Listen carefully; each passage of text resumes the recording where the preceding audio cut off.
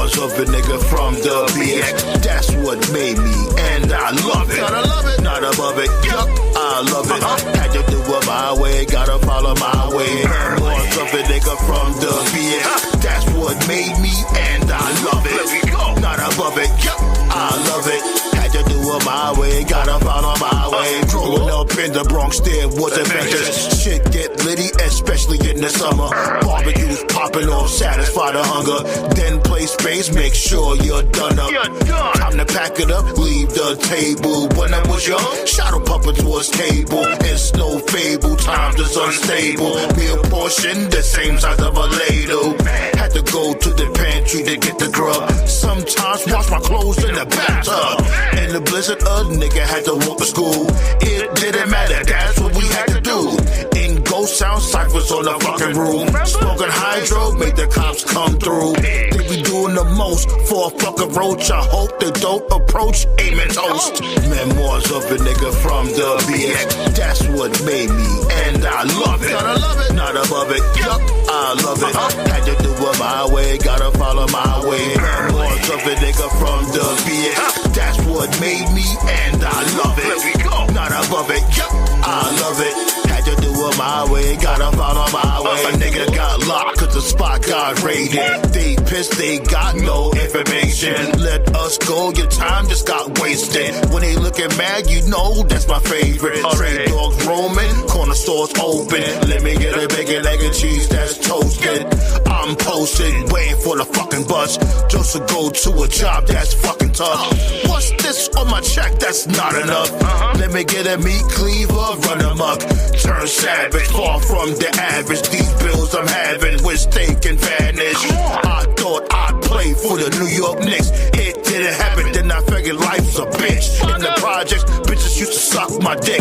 In the staircase, and this stank like piss. That ass though.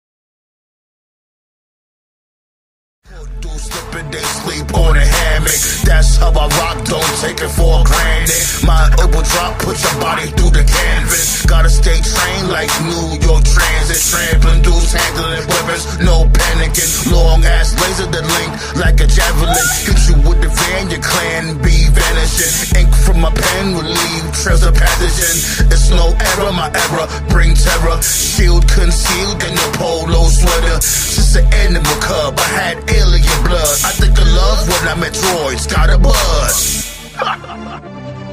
Yeah, it's time to shake up the cosmos with shenanigans. Revenge is sweetest, so taste the heat and we back again. The space pirates team with Samus Aran. We loot and plunder every border from the Bronx to Japan. Ruck rules, there's fuck rules in the mirrorverse. The Federation's corrupted, parasitic curse. We blasting haters like it's Metroidvania and spin them around psychotically like we in Tasmania. That's the motherfucking menace icon. Yeah. We 5 deep in the monster. Pull up on you, spin a block. This guy's needed a doctor. Should've went to church, took blind heed to the Proverbs. Thought they built tough, but they tried meeting a monster. If you a pussy, then I'm freaking it proper. Pussy buffet, I'm eating your roster. Fuck around, I'm Arnold. I get to the chopper. You a teddy bear. This guy's sleeping with toddlers. We ain't friends, we mere acquaintances. I heard him spitting bars, and little bro, I couldn't hang with it. Fan the fires and see how big the flames can get extinguished. Shit, we light the fire, burn the cane with it. Tried to go big, but I guess I'm fucking 86th. Y'all rap, but motherfucker, I was made for this. Got the plasma beam and I be aiming it for the brainless bitch. Blow the world up if I don't make it famous, kid. Yeah, it's time to shake up the cosmos with shenanigans. Revenge is sweetest, so taste the heat and we back again. The space pirates team with Samus Aran. We loot and plunder every border from the Bronx to Japan. Ruck rules, there's fuck rules in the mirrorverse. The Federation's corrupted, parasitic curse. We blasting haters like it's Metroidvania and spin around psychotically like we in Tasmania. Yeah, straight from the gates of the planet CBs, I come to free thee, intimidating the competition with heebie-jeebies. These motherfuckers been shitting on me like I don't matter. It's time to take on the haters, heads on a fucking platter. People acknowledge your tribal chief, the table set. My verbiage tinkles a little bit, making panties wet. I'm Dark Samus, no more heroics, I'm out for business. My prime objective is bound and hunting the ones who fear this. I don't get into the rap beef just because it's trendy, but if I did, I'd be popping the BBLs or Drizzies. Get it? BBL Drizzy. Yo. Yeah, I did this remix for fun, just to be there my meta. Those fuckers won't on my tracks, so suckers up my plasma beam. I'm gotten so mean, I'm hardened by the orbit. My shit's so laser precision, and y'all don't even know it. I'm super smashing these brothers that eat the comp like Rizzy, and leave you butthurt like after parties with Meek and Diddy. I'm leaving all of you bozo chozos in fucking ruins. Dreading my time of the mic, the state of shock that you in. I'm super fusion with fuckery, ran amok with heat. I will defeat my enemies, Icon Illa, and pass his beasts. Yeah, it's time to shake up the cosmos with shenanigans. Revenge is sweetest, so taste the heat and we back again. The space pirates team with Samus Aran. We loot and plunder every border from the Bronx to Japan.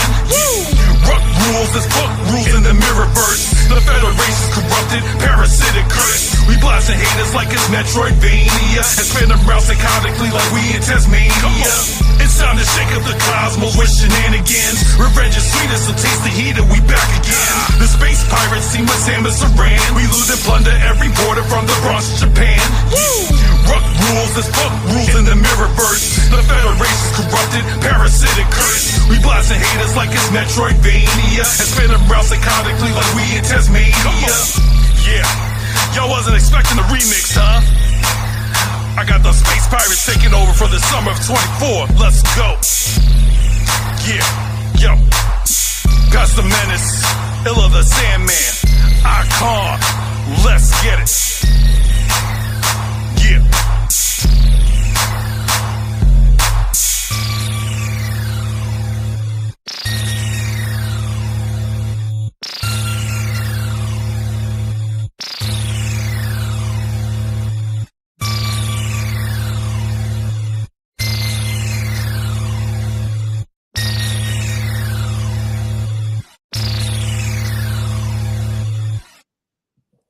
1 2 1 2. Hey yo, B, what it do though?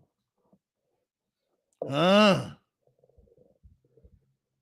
going on, ya bums? We made it to Friday once again.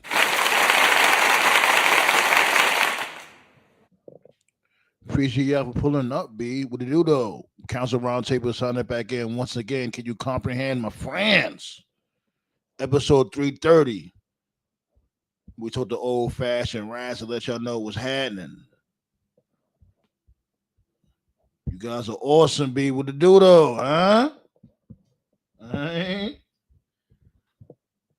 Peace. Ballet was goody. Black Star, Tati, Anubis. What's going on, y'all?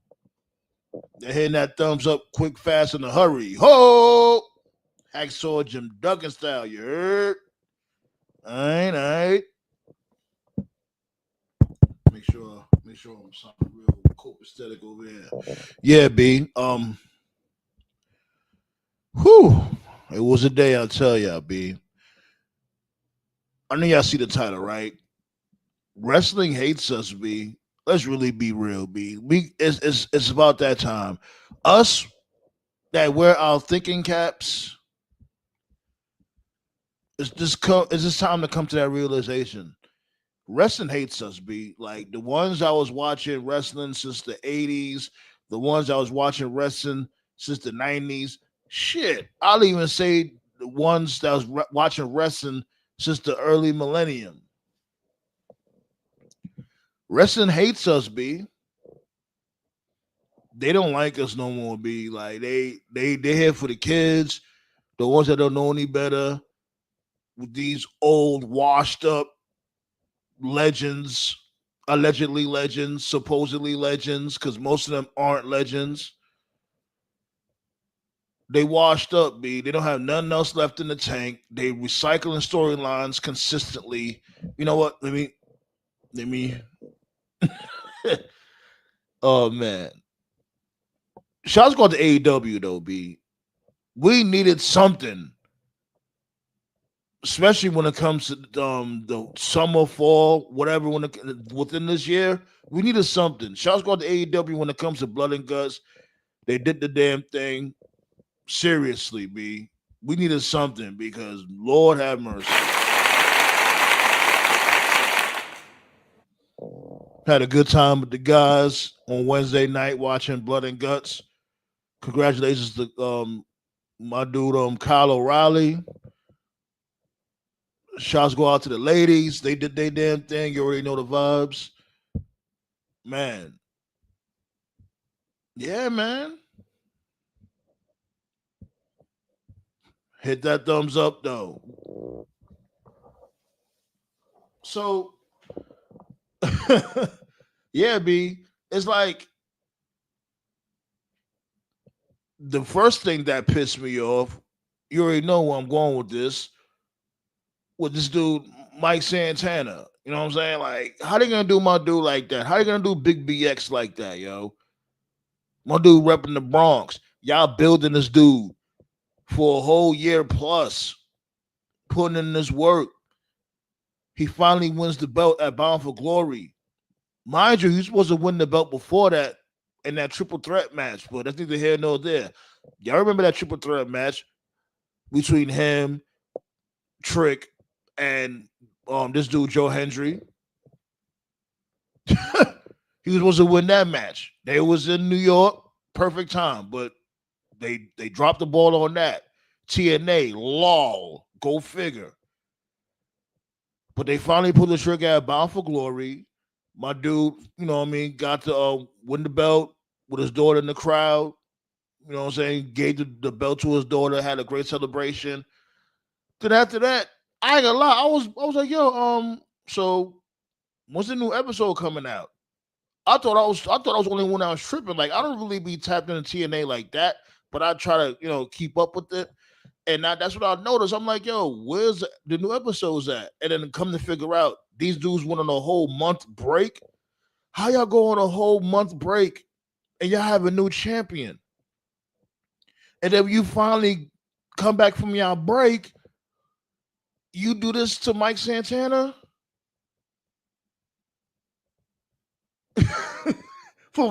It's no shade to Kazarian. Seriously, I like Kazarian, but nobody's jacking this dude, B.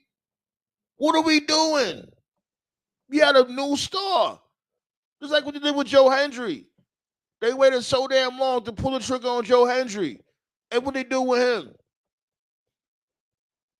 They gave him the belt, and after they gave him the belt, they had nothing for him. He was basically like a mid-card heavyweight champion.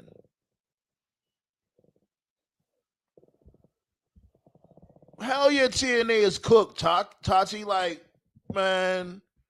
And we say that shit all the time. I know all of us said that all the time when it comes to TNA, but I'm really over it. Because it's like, who else they got left? Bummy Dollar? What's that to do? BDK, whatever that dude name is? Like, y'all literally have nobody left. This dude, they done took Joe Hendry from y'all.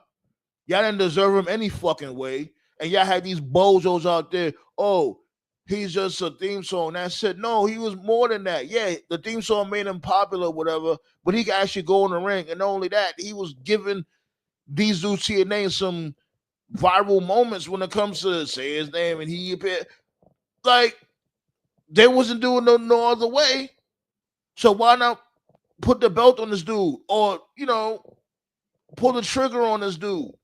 No, y'all have him, y'all give the rocket to fucking Dolph Ziggler.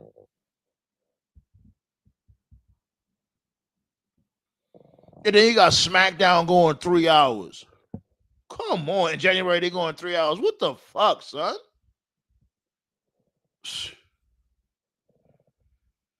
Let me see what's up with the chat real quick. Appreciate y'all for pulling up. Seriously, though. What's good? What's good? Let them know, Ballet.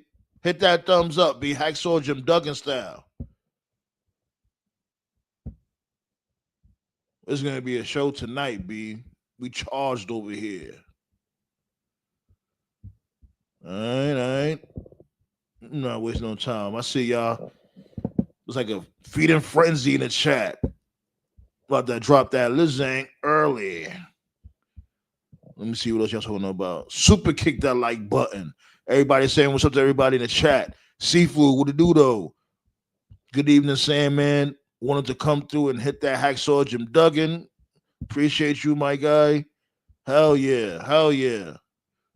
Black Sauce says, ho. All right. Oh, hell yeah. That's why I fucks with y'all, B. Y'all already know how we give it up.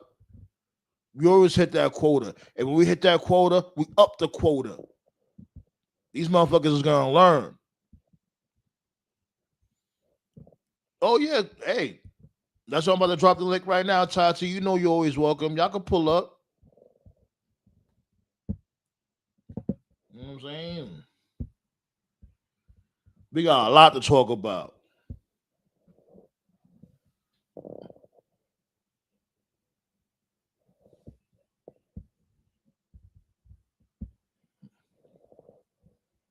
Pow! Right there.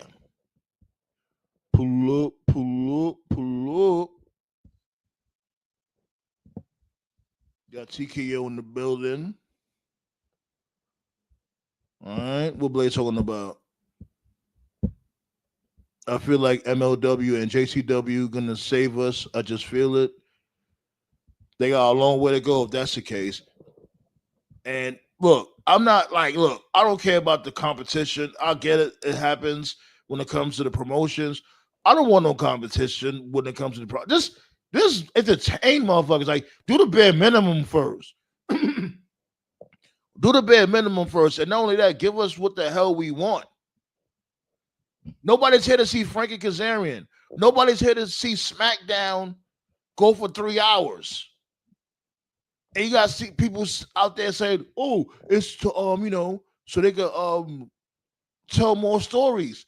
They're not telling no stories now. What stories? And just because they're telling a story doesn't mean the story is actually good.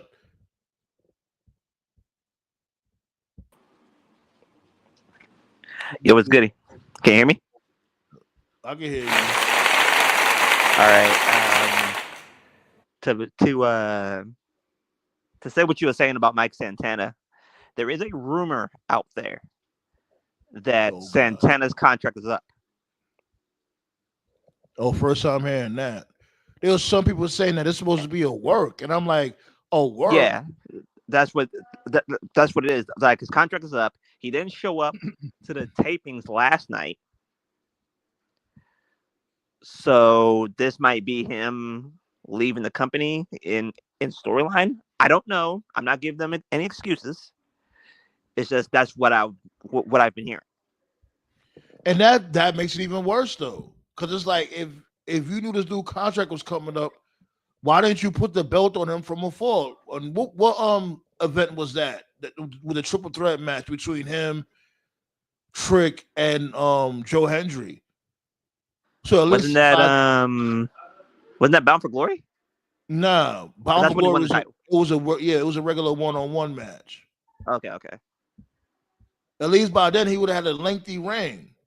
TNA is fucking stupid.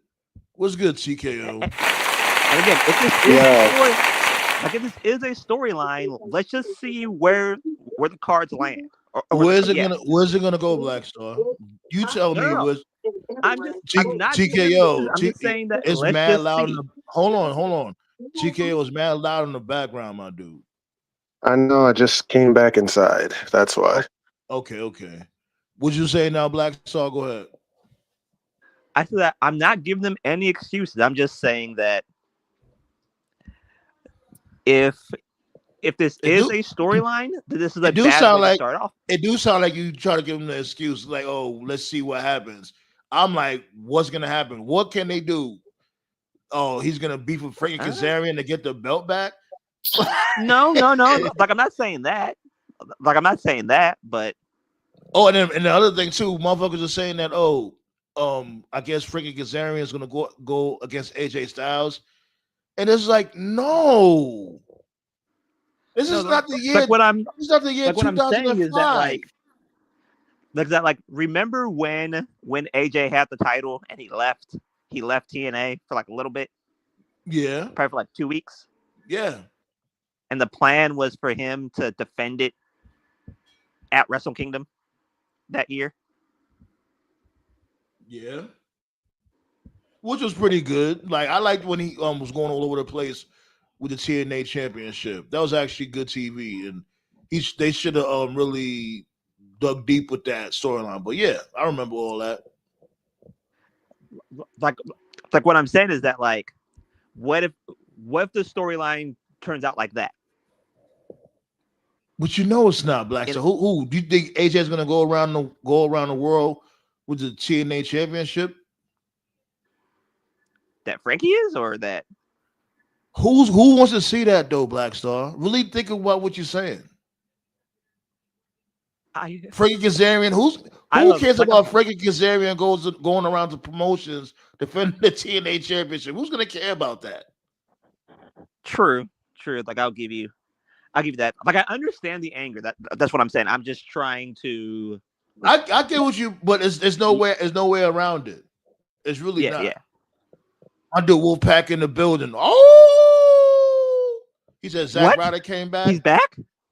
Yeah, Zack Ryder is LA Knight's mystery opponent.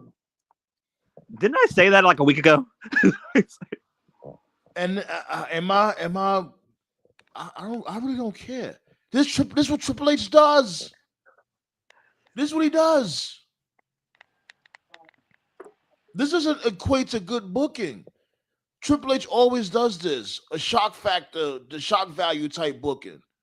Like you know good and well that WWE likes to just throw shit at the wall, especially when it's this time of year, football season, and you know that they're gonna get screwed. And they went underneath. They went underneath $1 million too.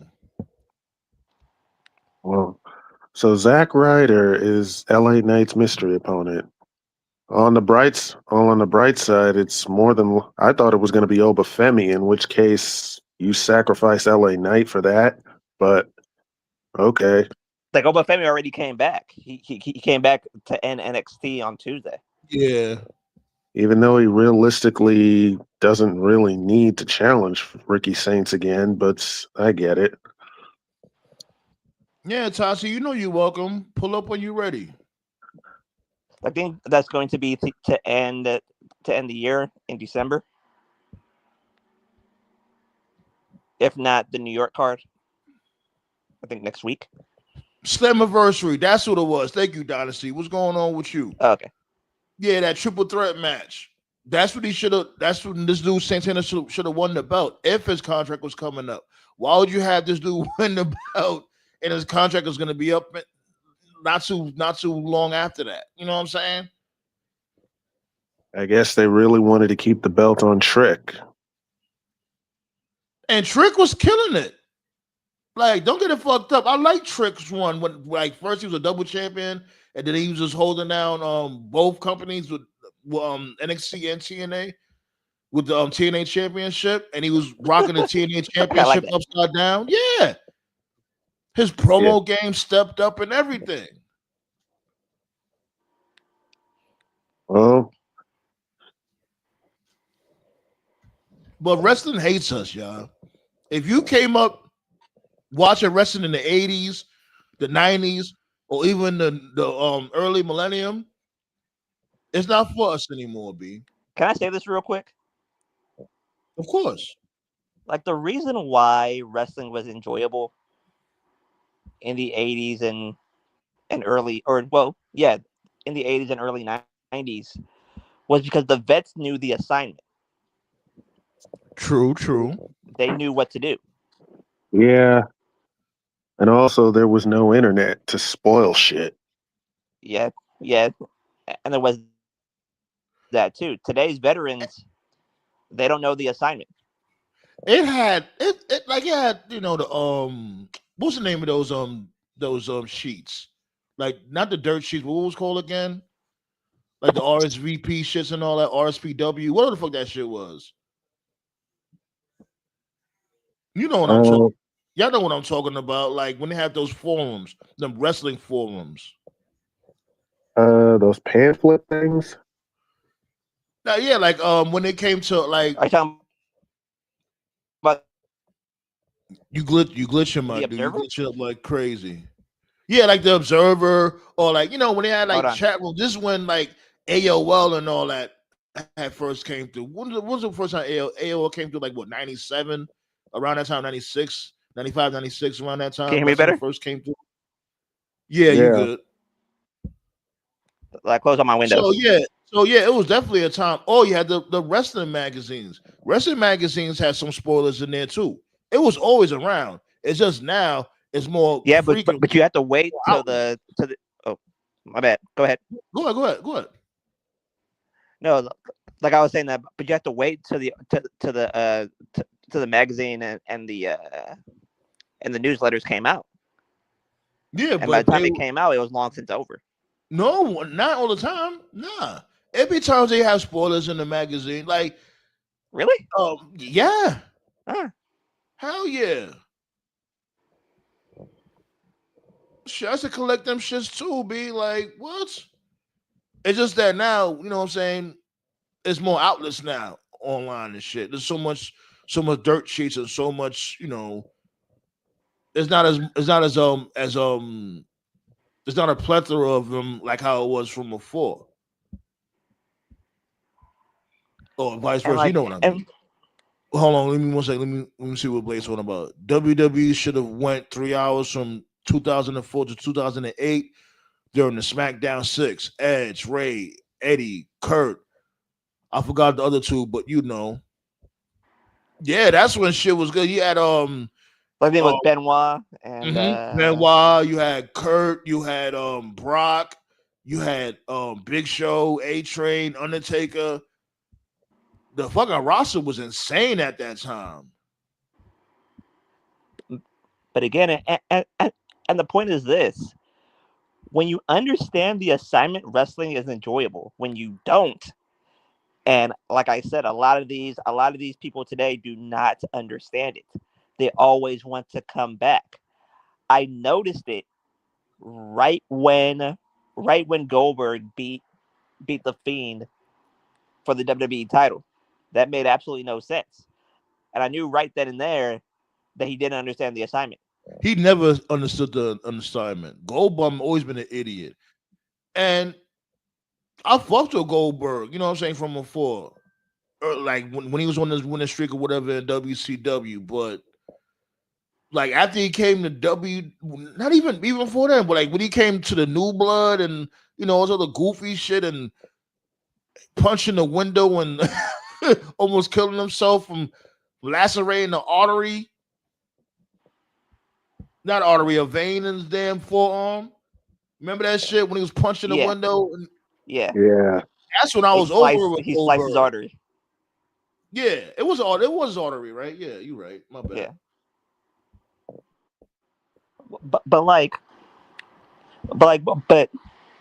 But you should know.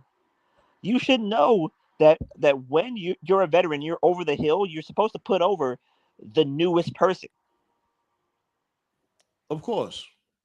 And all those people learn from Hulk Hogan, saying that, I got to put myself over before I put you over. Hogan was the only one that was doing that, though. No, I said that they must have learned from Hogan. That's what I'm saying. Got my dude Nate in the building.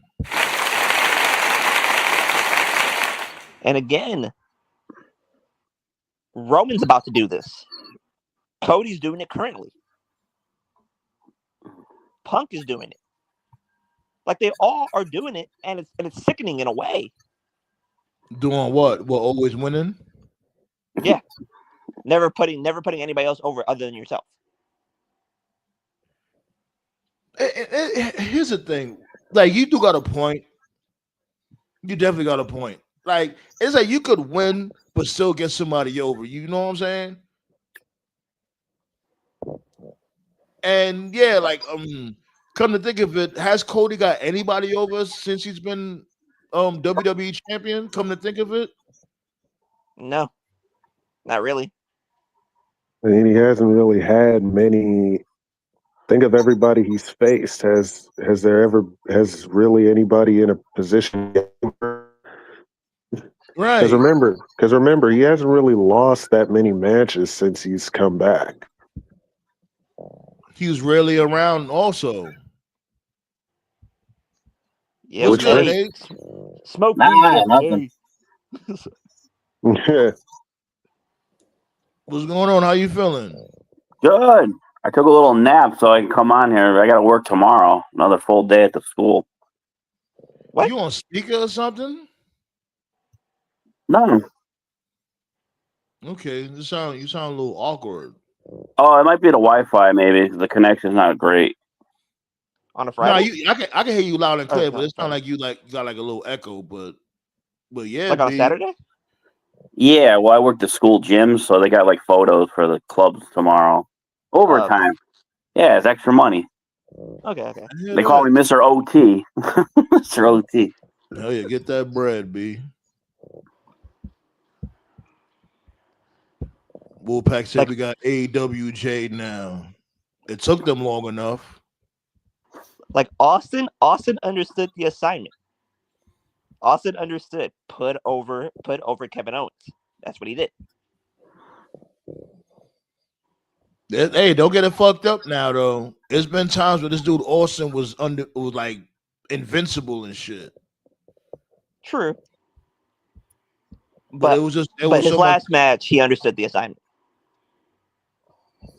But Kevin Owens been over before he went up against Austin. Like, yeah, did Austin give him the rub? Maybe, but he was over before he went up against Austin. Yeah, true. Austin learned the assignment. Don't put over Lesnar and go home. That's what he learned too. Yo, look at Tokyo. Oh, jeez. What is that, Dixie Carter? What the hell is that? That's Dixie Carter. Oh my God! Just blow him! Holy shit! I remember that. I remember that. That was the day Hogan finally left TNA. That's the Hogan with the get off me, bitch. It's not gonna suck itself, Dixie. Yeah, that totally works for me, brother or sister. Funny. It's funny how Hogan left that day because he knew TNA was a sinking ship after that. Nah, he left because he drained them dry and he figured out they was broke. That's when he left. He's like, well, I drained all y'all for y'all money. I'm out. Yeah, a lot of people about to leave today, but that's another story. And I never talk about likes or stuff. No, it's just it's a story now. Talk your shit. I can't wait for this. I was just about to say, all the listeners, man, let's get them likes up, man. I don't want to do a rant if nobody's here, man. Get them likes up. Oh man, they really took the belt off. They really took the belt off Santana after just a month, though, and he lost. Remember, they wasn't even on air. They had a whole month break, and then the first day he comes back, he loses the fucking belt. That shit is retarded. Via roll up, by the way, and the roll up looked mad stink.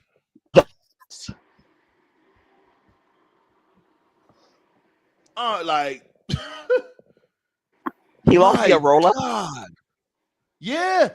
Well, first he got jumped from these motherfuckers from NXT. So we got to give some context to people out there because a lot of people may not know what's going on. I think most people know, but there might be some folks who don't know. So here's what's going on to those who don't know. Santana won the TNA Championship at Bound for Glory last month. They've been building up Santana for like well over a year. And then after he won the title, for some reason, TNA decided, you know what we're going to do? We got this momentum. We just had the biggest show literally in our company's history. We just had the biggest crowd in our company's history. You know what we're going to do? We're going to take a break for a month. Why? Oh, no. We're going to take a break. So they didn't have a single show, no show on the internet, no show on TV. They did nothing on social media. And obviously, Santana, very popular wrestler. They could have done a number of things to, you know, get him out there, get his title victory out there. He could have made some appearances on WWE television, They did nothing. He So could have they went to came back- radio shows. He could have No, he went to did. radio shows, did some interviews. I'm sure he did, but they didn't promote it. If he did, they certainly didn't promote it. So they came back last night. true. Last night was a regular episode of Impact. It was not a special episode. So, for instance, earlier this week, AEW had a Blood and Guts special. So this was not a special episode of Impact. It was just a regular episode of Impact.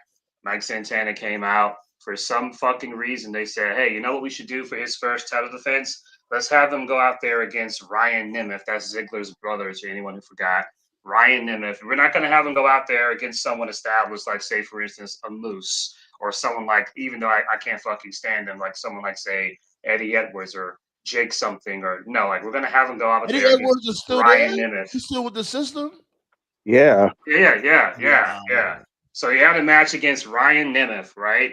It's like, okay, well, all right, whatever. It's Santana's first match. You know, we guys are wrestling fans. We watch wrestling in a period of time. The first defense, it never matters. It's always a filler match. Okay, whatever. They just want to give Santana something to do. So he goes out there, has a match against Ryan Nemeth. Everything's going normal. Then, out of nowhere, the NXT C team, not the A team, not the B team. I remember NWO B team where you had like Vincent, Buff Bagwell, Scott Norton, people like that.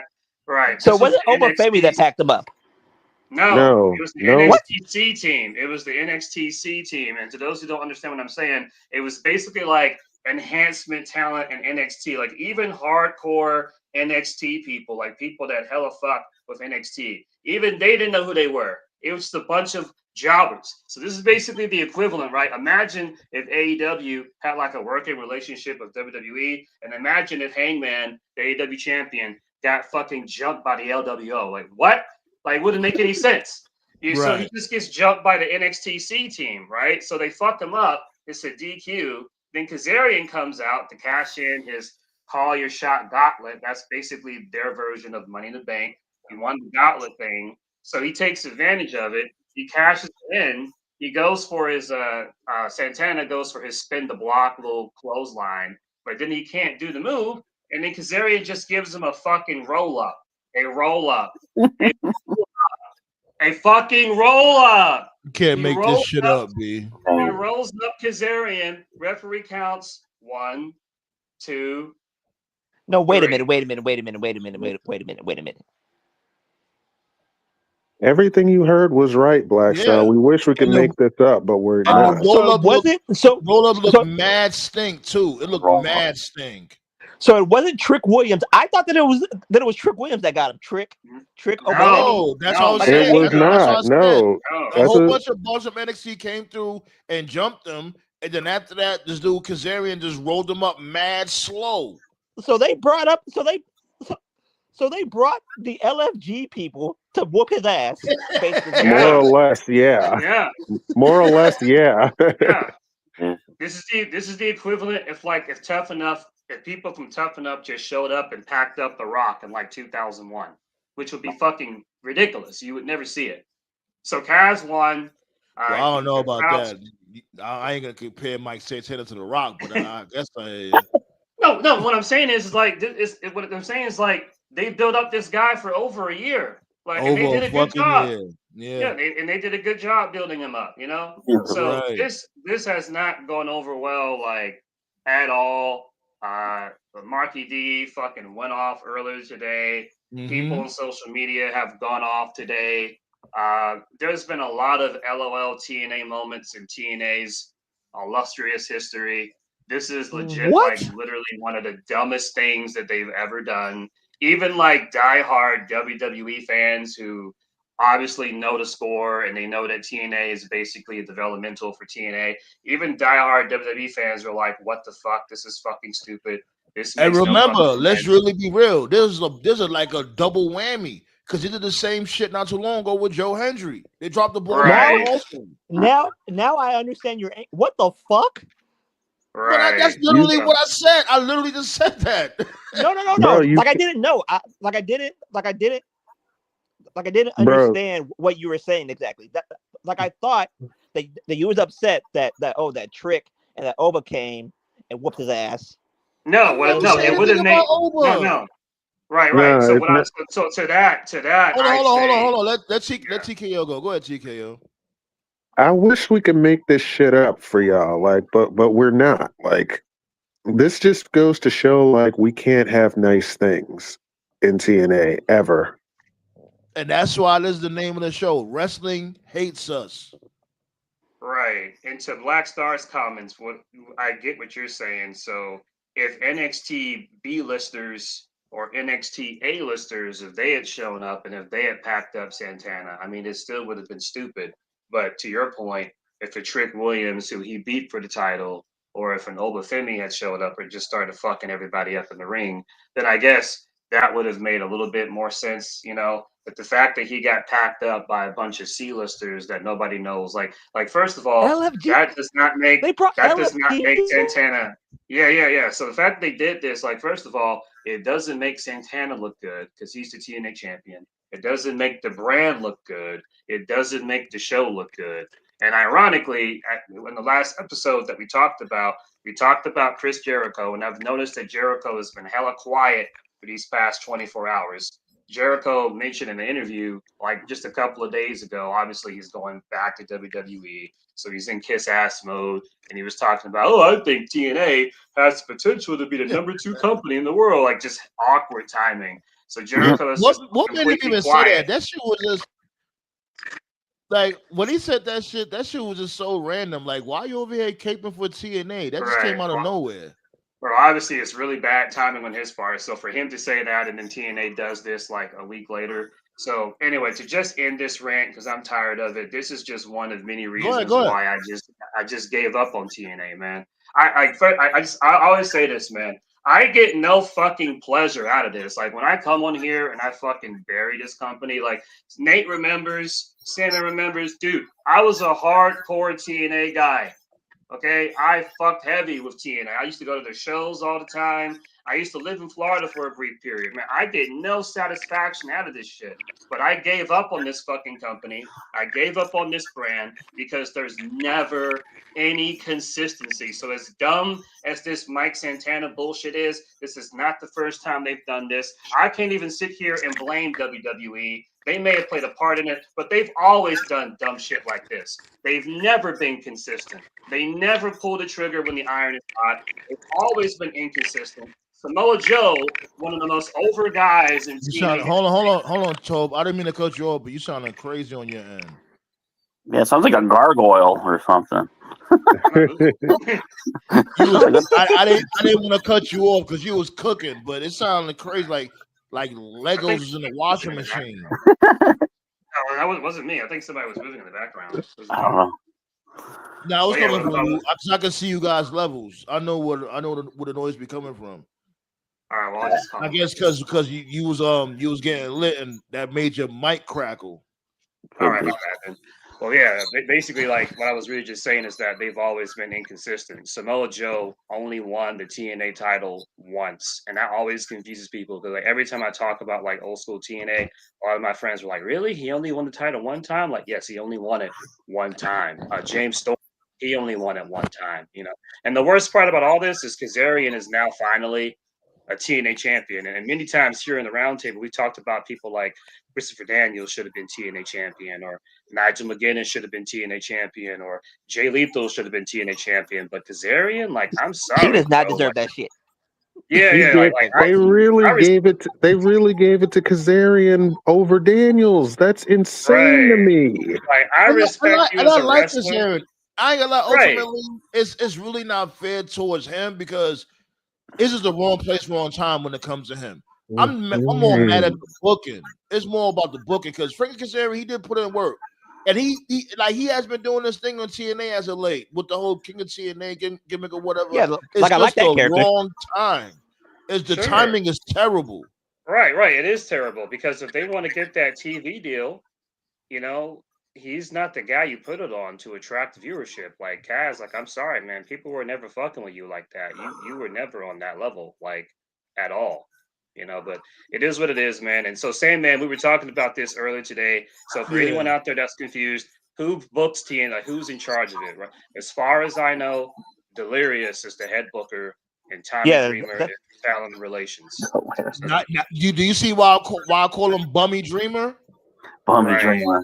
Right. And like Whose call was Blackstar this? said, and like Blackstar said earlier, so this is the second time they fucked up because they fucked up Joe Hendry's run, and now they fucked up Santana's run. So once is one time, but twice, like, nah, this is a pattern, man. This is why this company is never gonna fucking grow. This is why they're not even number 3 because they're a fucking feeder to a feeder system, you know. So it is what it is, man. So what you think about they that? were dead. They were dead when that idiot with the hat sold his soul to WWE. The president, right? Yeah. Yo, you know Scott D'Amore, he just watching these motherfuckers like, y'all is so crazy. Man, Scott D'Amore is in Canada right now, smoking a huge blunt, laughing at these niggas. Like, he said, I would have never let this shit rock. Y'all crazy. This shit would have never happened on my watch. Yeah, it was bad, but not this bad. Has there been an update on the Santana thing? I know there was a story a couple of hours ago. Do you know anything, Sandman? Not that I know. The last thing I heard was what y'all heard about him no showing the turning point. As a matter of fact, is the turning point on now? Yeah. I don't have it on right now. Yeah, so the last update, I don't know if there's been a change, but a couple of hours ago there was an update TKO posted on the private chat that basically Santana ghosted him. TNA contacted the story said that, the story said that Santana was not at the show. He hasn't called them. They tried to call him. He hasn't answered back. And then Dreamer, Sapp, Sean Ross Sapp, is saying that Dreamer wants to turn it into a work. I'm like, what? That's the report that Sapp said, like when I checked like 4 hours ago or something. Yeah, but and that's what Blackstar was just saying just now. And I'm like, my dude, there's no way you can work your way through this. Like, who's gonna care? Right. Who's gonna care about the outcome when it comes to this? This would be a terrible work. Like, screams the dude already. Hold on, Tope. This dude already made it to the promised lands already. Why take the belt from him for him to go beefing with Kaz, or have Kaz go beefing with AJ Styles?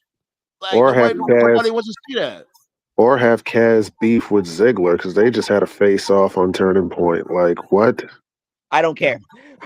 Exactly. That's the point. But wait a minute.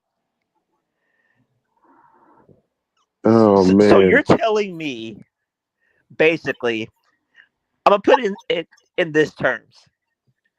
Sting, when he was in WCW, when he was Crow Sting, got packed up by Vincent. Disco Inferno. Yeah. Disco, Stevie Ray, and Flash Gordon. That's what you're basically telling me. Yeah, pretty much. Yeah. This just tells you how. This just tells you how. He said Flash Gordon. This just tells you. This just tells you how trash the booking. This just tells you how trash booking is, or was. Right. So I was talking about this with John earlier today, and assuming this is real, because like I said, that's the report that Sapp said. Sapp said that Dreamer is trying to turn it into a work. So, and if that's true, then that just screams damage control to me. But when I was talking to John about it earlier today, when that report first leaked, when TKO posted it, just based off the wording, it's making me think like they didn't give him a heads up. Because typically, like in a wrestling company, when you're a world champion, you know, the head booker, the head promoter, the company, like if you're losing a title, typically they give you a heads up advance. Like they'll tell you a couple of days before, a couple of weeks before, and some long-term perspectives, they may even tell you a couple of months before, like, hey man, we're just going to give you the title for 2 months or 3 months, or hey, you're going to have it for a couple of weeks, we're going to take it off you. It's making me think like, because they took a break. He won it at Bound for Glory. They took a month break. This was their first show back. It was a regular episode of Impact. It's making me think that he just showed up and they just said, man, look, we're going to take that belt off you right quick. Like, that's the vibe I'm getting. Because if they that's Bobby what happened, Roode I him. need this too. They Bobby Roode him. Now you mean James Storm? Yeah, like James Storm, Bobby Roode. Yeah. Okay, I know what you mean. Yeah, but the thing but the thing is, it's kind of different with James Storm. I don't even think they even planned for Storm to win the title long term. Like they didn't wait. they didn't wait like a year in advance of build up to put the belt on him like they did Santana. Right, Did they they've build done him this up shit though before. They Yeah, built him up they've done before, this. right? Yeah, they have. Like No. that's what I was talking about earlier today. They did. They like TKO just said. They did this with James Storm. James Storm won the title. Then Bobby Roode screwed him over, and he went heel. And to Roode's credit, that led to the It Factor, which is one of the best like reigns we ever got, like in Hell TNA yeah. ever. And I remember like a lot of James Storm fans were upset, like, "Oh man, Roode screwed Storm," and there were so many defenders. They're like, "Oh, don't worry, it's going to be about the chase. It's going to be a chase. Storm's going to chase and win the title back." He never touched that title ever again.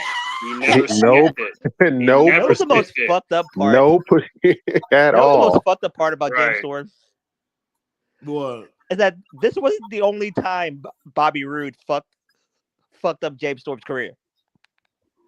Yeah. Because he went to NXT. This was when NXT was red hot.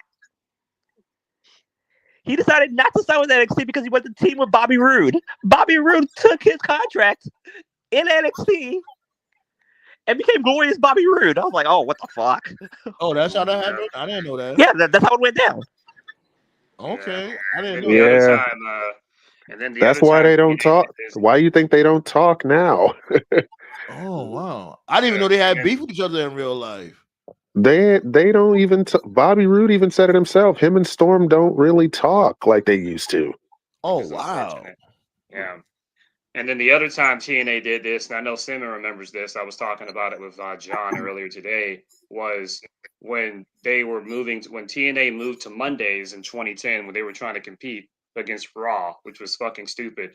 People may remember there was one episode of Impact where they did Jeff Hardy versus Rob Van Dam. It was a #1 contenders match. AJ Styles was the TNA champion at the time. RVD beat Jeff. So it's like, okay, we're going to get RVD versus AJ Styles. At that time, in 2010, that was viewed as a dream match. Like, oh, wow, AJ versus RVD. All right, let's build this up. Nope. They had Instead, RVD they face did. AJ They that did. same I night. remember that. I remember that night. They had RVD beat Jeff, and then he beat AJ and won the belt in the same damn night. Like I was like, what the hell? Yeah. I was like, whoa, what the hell? And didn't they have a pay? And didn't they have a pay-per-view like 2 weeks later? Yeah. Mm. And I Oh remember my! there Wasn't were that the reports- night that Flair debuted? No, that was no. It That wasn't was. too I far. think that It wasn't too far from them, though. It wasn't too far. from Like, them. yeah. That's Okay, like okay. for most of his career, AJ has been like a model employee. He's never got in trouble. He's never said or done any dumb shit. But he said in the interview that was one of the few times where he legitimately thought about just walking out. Like that's how pissed he was because when he showed up that day, they didn't give him a heads up. Like he just showed up. There was no plan when he showed up. Hogan Bischoff was like, "Hey, we're having you drop the title to RVD," and AJ was like, "What are we doing? There's no build here." Rude was upset. Storm was upset. A lot of the TNA originals were upset, but eventually they swallowed their pride and they did it. They used to call RVD No Job Rob. That was his name. All Right. the IWC used to call him No Job Marky Rob. D He calls him never that. fucking lost. Yeah, he never. And if I recall correctly, he never lost that TNA title. He only dropped he it did it. because he got hurt. Abyss packed him up. Yeah, Right. he got. They used to call what him happened. No Job. Yeah, they called him No Job Rob. He packed up everybody. He packed up Pope. He packed up Nigel. He packed up AJ. He never lost. Like I don't think he got it. I don't think they gave RVD another title in TNA after that. Nope. No, he didn't. Did he win the X Division? Did He he? may have won the X Division. I'm not sure. I don't think so. I don't know. Did I'll somebody look it check up. that? Did RVD win the X Division title? No, I thought wait. he beat No, he beat wait. Doug Williams, didn't he? No, I wait, think you're he- right. No, wait, you're right. RVD won the X Division title. He did. I think he beat Zima Ion. I think that was his name back then, Zima Ion. I think that's what happened. I do That's what- remember. Was it Zima I do Ion or was it remember. Doug Williams? Joaquin Wild. I said Joaquin Phoenix. Well, Joaquin Wild. Whatever. he used his WWE government name. Nah, but Yeah. but you're right. He did. RVD did win the X Division title. I remember that because he got packed up by Kenny King after that. I remember that. Yeah, because Kenny King won the X Division title from Rob. So yeah, he did. No, I'm gonna pull up the belts he won right now. Hold on. Okay. Dude, this all falls on WWE because no matter how much you build up TNA, they're gonna make sure they don't overshadow NXT. Like you got to know your spot. Gotta know your place. It's all WWE, you know. I mean, after what they did with that Javon Evans Leon Slater match, I'm like, okay, I know what time it is. Yeah. Right. As you can see right here, nope. He only won the TNA World Championship. He won the WWE Championship, ECW Championship, TNA Championship, the IC Championship, Tag Team Championship, well, twice, and the other time because he had the Raw and the SmackDown Tag Team Championships, the Hardcore Championship, European Championship, ECW TV Champion, ECW Tag Team Champion, but nope, no X Division Champion, nope, I thought he won and the you different know, bands out. Oh, okay. Money in the Bank and Hall of I Fame. guess not. So as Okay. far as we know, to end the story and to tie a bow on it, as far as we know, Santana is not hurt.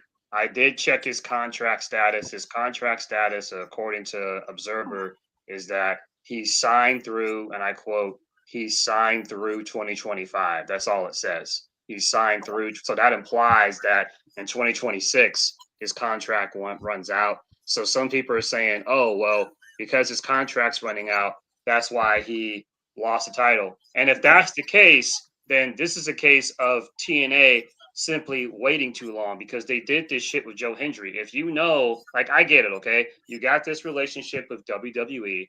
WWE is going to be far more like you can't compete against them. We all understand that. So Right. if you know that these guys are going to jump ship to WWE, why are you waiting so long to put the title on them? They waited too long on Joe Hendry. And if this is the case, if Santana's contract is running out and he's going to head to WWE, why would you wait until October? Right. Put the title on them earlier. That's what I was saying. That's exactly what I was saying. What's their summer pay-per-view? I think it's Final Resolution, or I don't even know if it is a pay-per-view anymore. I think it's like a show on TNA Plus or whatever it's called now. I don't think it's a traditional pay-per-view anymore. What? Shouldn't you put the title on him then? What pay-per-view? I didn't hear what you said. What pay-per-view you talking about? What pay-per-view you talking about? The He summer was pay-per-view. asking, he was asking what the December pay-per-view anymore. I was telling him I don't believe they have one anymore. It used to be I think Final it's Resolution. Isn't it Slammiversary? Shouldn't that be the summertime pay-per-view? Slammiversary? The summertime pay-per-view. Yeah, the summertime pay-per-view is Slammiversary. Yeah, that's typically in June. Yeah, that's typically. Yeah, they were in New York. They were in the. And people were they should have saying given it that. to him then. Yeah, They're in his home that's state. right. That's what people thought, and they didn't do it. Wasn't and then they did the same thing with Joe Hendry. He was right. Right. Yeah. This is crazy. Right. So if that's the case, then to put over Sandman, this is Dreamer's fault because Dreamer is talent of relations, and if you're talent of relations, your job is to be able to look over people's contract. You should be able to be like, oh, okay, your contract's running out. So if he's talent of relations and Santana's contract runs out at the end of 2025, then Dreamer should be like, oh, okay, his contract's running out. He's probably going to go to WWE. All right, let's put the title on him like in the spring or in the summer. That way we can have 6 months out of him, Instead, you wait until October, which is halfway through October. You take a month break, which is that's a month. That's a long time. Mm-hmm. So that's 2 for 2. That's Joe and that's Santana. And it's like if they've lost Santana, if Santana's gone, if he's going to go to WWE, the only person they got left now is Ali. Because nobody gives. And Ali's good as gone too. Right. Yeah, Ali's contract going to go back to. Right. Ali contract is up. Yeah. Wow. These motherfuckers. What? Right. Basically, the only people who are left is the system. That's it. That's all they have. Right. You're right. And Cedric's gone too. Cedric sound like a short deal. He sound like a 2-month deal. Like it's like these. Yeah, it's like they have like the furthest they'll go when it comes to a deal is like a year. That's what I heard. No, right. Right, like you can't do that. Like not with WWE and AEW. Like you can't sign these wrestlers to a year. Like you're just asking to get fucking poached. Like you know what I'm saying? So if Santana's gone, I don't know what else they're going to do. They don't have anybody else. WWE is going to raid TNA with great efficiency. Like I said, man, you reap what you and sow. That's why this dude was asking for bread. Scott D'Amore. He's like, yo, we need more bread. And I get it. Like, yo, motherfucker, how much more bread do you want? Y'all hemorrhaging like crazy. Leon Slater's next, and everybody Yeah, knows. I'm gonna say, yeah, Oh yeah, they got he's him. gone. He's gone. All right. Like they had these dudes cook him and what's my dude name again? The young Devon OG. Evans. They had them cook. It's a wrap. They about to be a tag team in the next year. Watch. They're about to win the tag belts. They're about to win the tag belts in New York. They're about to be Dark State. Those bums. Dark State. It doesn't matter. TNA is never going to die. It's like in a nuclear war. Cockroaches and TNA survive. They'll find some bums. They'll find somebody. Yo, my dude, Tyler in the building. What up, guys? What's going on, How you Tyler? doing, How man? you feeling? What's up, Danes? How you feeling, my dude? How you feeling? Good. No. Wrestling. Yeah, wrestling hates us, B. When you Wrestling saw sucks. when did you start watching wrestling? As a matter of fact, Who, me? yeah.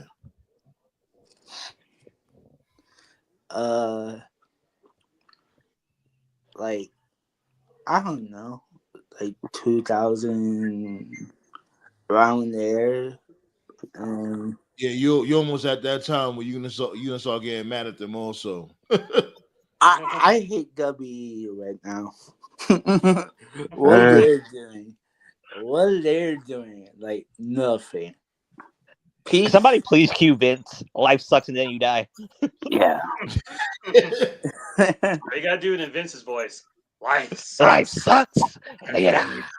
Life sucks and then you die. Go ahead. You gotta do it, Vince. Go ahead, Vince. I don't like. Say boss. Go ahead. Hey, boss. My life kind of sucks. That's right, John, you bump tooth beaver. Cause life fucking sucks. And you die. Get the fuck out of the office, you son of a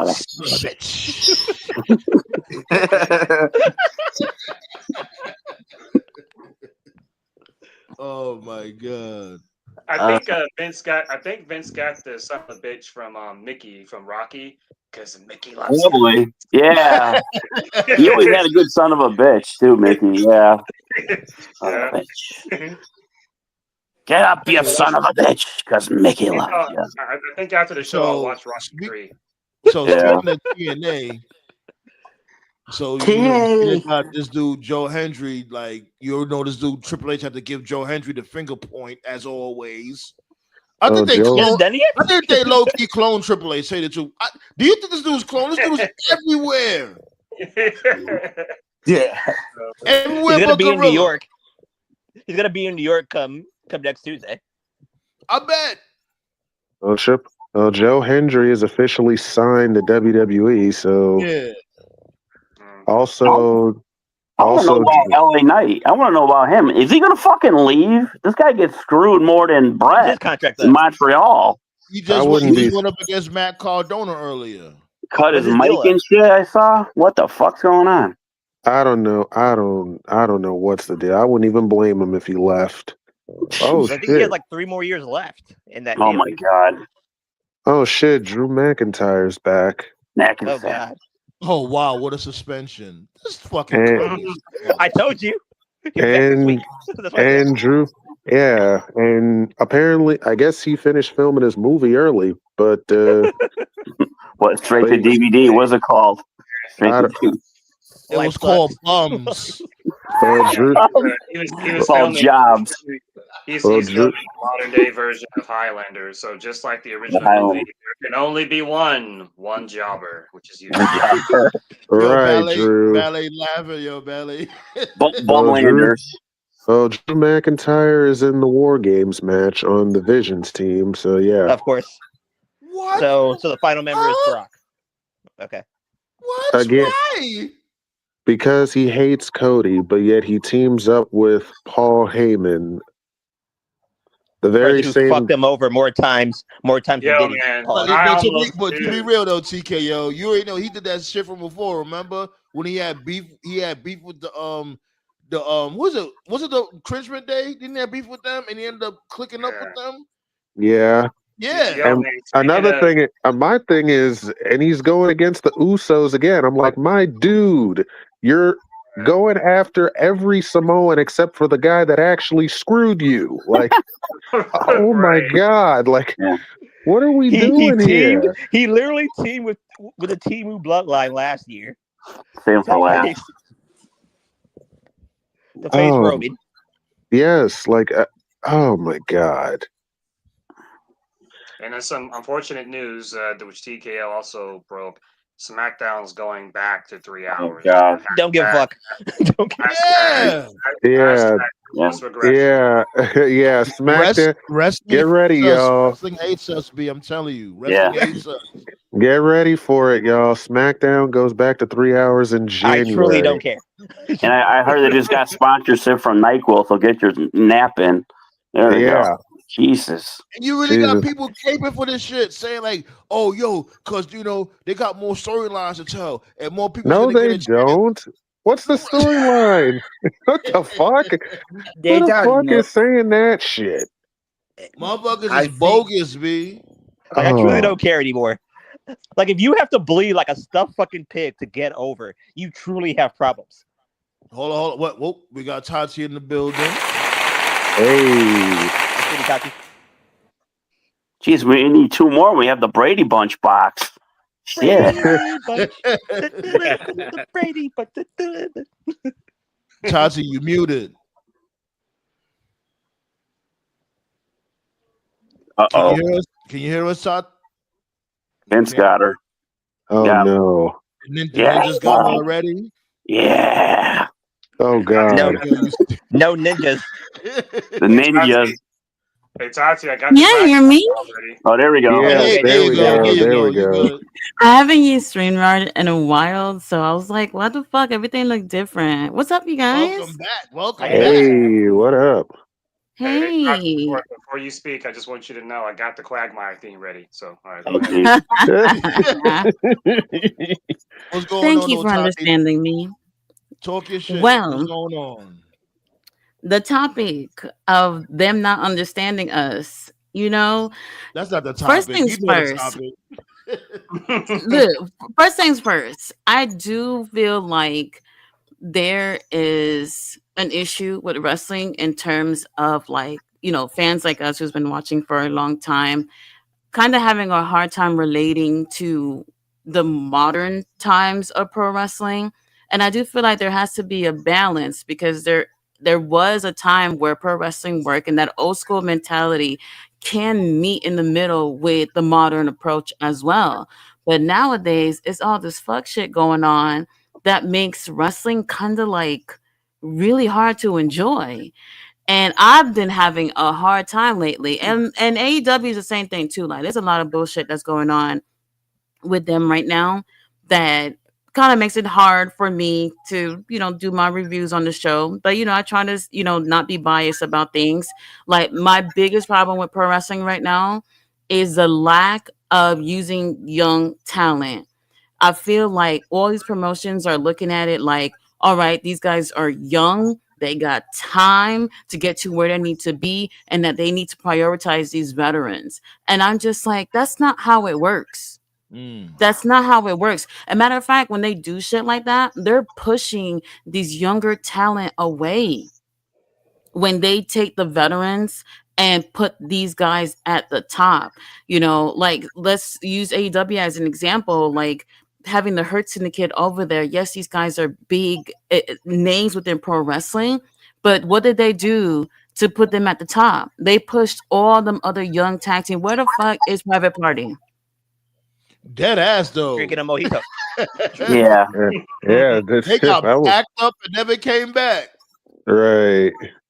It's crazy because Private Party, being a young team, had beaten, I think, Young Bucks twice. And they finally won the titles, kept it slightly warm, barely actually used. And then Hurt Syndicate get over there and they won. But here's the thing, because now when we're complaining about things like this, y'all know how many fans actually wanted that? They wanted Shelton and Bobby to win them titles, while we have been for the past 6 years saying like teams like Private Party should be able to hold these titles and bring up these young talent. But the which second, is which goes back to my point exactly what I've been saying, which is one of my biggest problems with wrestling today. Fans are fickle and hypocrites. yes, Oh yeah. absolutely. Absolutely. We saw what we saw on Wednesday with Blood and Guts. Somehow, some way, people just was born yesterday and complaining about Blood and Guts. Like Blood and Guts literally tell you what they're gonna give y'all, and y'all sitting here complaining. If War Games gave that to y'all would have been okay with that. But because AEW is doing that, now y'all Right? complaining. Yep. Exactly. I guarantee you they would have been because it's not AEW. That's why. But here's my point. It's insane. Here's my point, and please ahead, Black don't take this as disrespect. Please don't take anything what I'm saying as disrespect. It's constructive criticism. That's how I'm gonna say it. Is that like if you have to bleed like a stuffed pig to get over, then again, you shouldn't be over. That's what I think. No, Either way, I get what is WWE, I actually understand or that is that. AEW. Honestly, You don't need to bleed like a stuffed pig to get over. Yeah. no, You I don't need to do understand. stupid shit to get over. You No, don't. you actually got a point on that. Like, I get the fact that, like, if you're one of those guys that like mock, because we always complain about Mox bleeding a lot. So I'm like, bro, you don't need to bleed a lot in this match just to get a fan into your matches. I get it. Like, only do it when it like for a special occasion. But at the same time, if you're watching a show called Blood and Guts, what do you expect to happen? Right. Yeah, That's like getting. I'll give you That's that. like getting met. That's like watching. That's like if WWE does Elimination Chamber and doesn't have one Elimination Chamber match on the show. Like what? Like I'll give you that. Like I completely understand the concept of the match. Yeah. Yeah, but like you're not wrong though, for real. Okay, yeah, okay. Everybody doesn't need to bleed in the match, but yeah. Everyone didn't know. I know. For the most part, that's Mox though. To really be real, Mox be on that type of time like every week. That's not the whole roster. Yeah, Blades with his wife probably in bed. I'll give him some credit. He actually has gotten better with it. That's actually the crazy thing. He actually bled less as a heel, so I'll give him that. Like for instance, that's crazy for real. Like for instance, with Sky Blue, I was like, you don't need to do that to get over. Like, what are you doing? But that was an accident, though. I think that was just an accident. They hit a vein by accident, and she just happened to pour out. I don't think that was intentional. Yeah, there was a fan complaining because Darby didn't finish the match. The dude went through a fucking flaming table. Yo, you see that shit? Christ. I'm like, what the fuck? But that's how WWE can be conditioning the motherfuckers. Because somebody like Cena would do some shit like that. Remember, it'd be times when Cena was in his prime, he'll get his ass whipped, thrown through a TV, all that shit. He'll show up the next day smiling, happy, like, like didn't the Big Show? Nah. That's the wrong song. Bro, didn't the Big Show? Nah, didn't the Big Show freaking choke slam him through one of those big ass LED lights or some shit? Yeah, big lights, a spotlight. He put him through there. Yep. Yeah, he literally came back like smiling like nothing ever happened. Yeah. Like, Hogan took out The Rock in an ambulance. He comes back with tape next week. Okay, there we go, Rock. I still laugh at that shit. I'm like, really? Y'all so lucky the internet wasn't around back then. Holy shit. Tati, I remember when Ballet was talking Stone about Cold, your thumbnail. Yeah, wow. How's the job? How's the job? Oh, it's her and Hodge. I love my man, Big Black and Jack. That's what I like. Dude, they still need a Halloween mask for that guy. I love that pic. I also love that picture.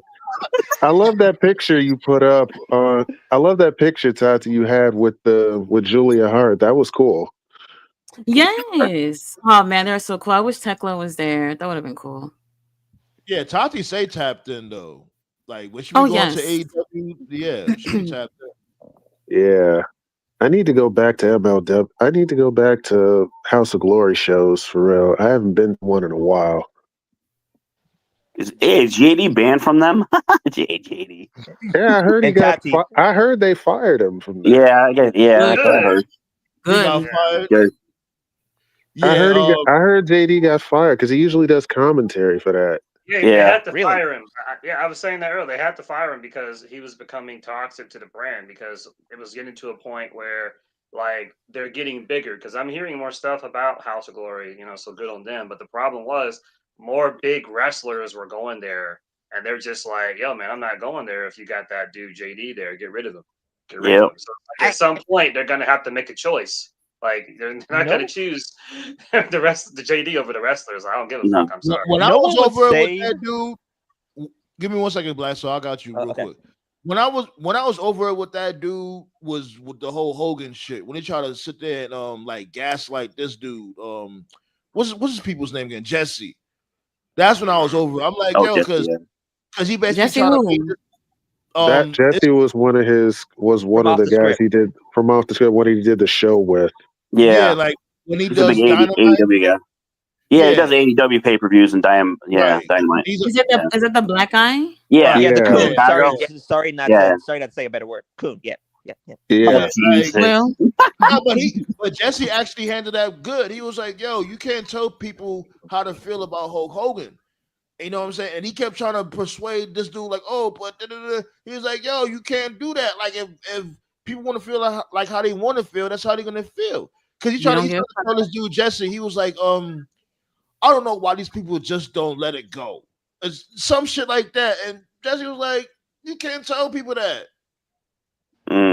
For fucking He racist ass exposed punk ass Hulk Hogan? The fuck out of He exposed JD exposed himself when he called Jade Cargill a black bitch, and then he tried to like course correct. It's like, nah. Yeah, I bro, remember when you said that, and I didn't even hear that shit. I swear to God, I didn't hear that shit because I didn't either. I'm gonna be honest. I didn't hear it either until you showed it to me. I'm like, oh damn.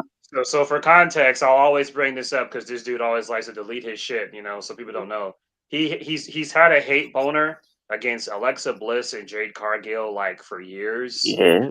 And so it's like Alexa and Jade were often like, this was back when Jade was AEW, but he's had an anti-hate boner for Alexa Bliss and Jade Cargill in specific.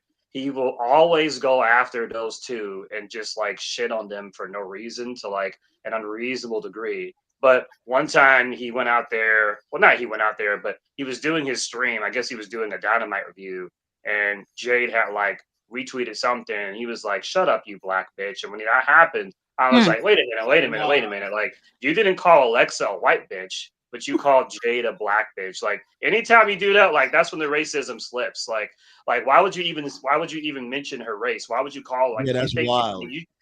You shouldn't be calling a woman a bitch anyway. But like, if you're gonna call someone a bitch, why just? Oh, call please! her? You never called a woman a bitch before? Don't. I'm saying like on a public stream. You should be doing that shit. You know what I'm saying? Like, if you're a public streamer, man, look, Tati's the homie. She understands. Like, you know what I'm saying? We all set that word. Yeah. Please. I never said that before. You did. You know that when you called the fucker. Now, but to go ahead, Black Star. Go ahead. But to me, I think this is what could save wrestling. Like, let's say you have a local promotion in New York, right? Why don't you put it on a SNY or something like that? Like a local station where you could promote your business. They could do that. Like these have you ever heard about this Tati? Like from before, they had like BronxNet. Like these motherfuckers used to wrestle in Katona Park. You know about that shit, TKO?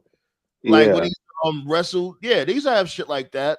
Yeah, they used to do like these little venues where they have like a couple matches on. Yeah.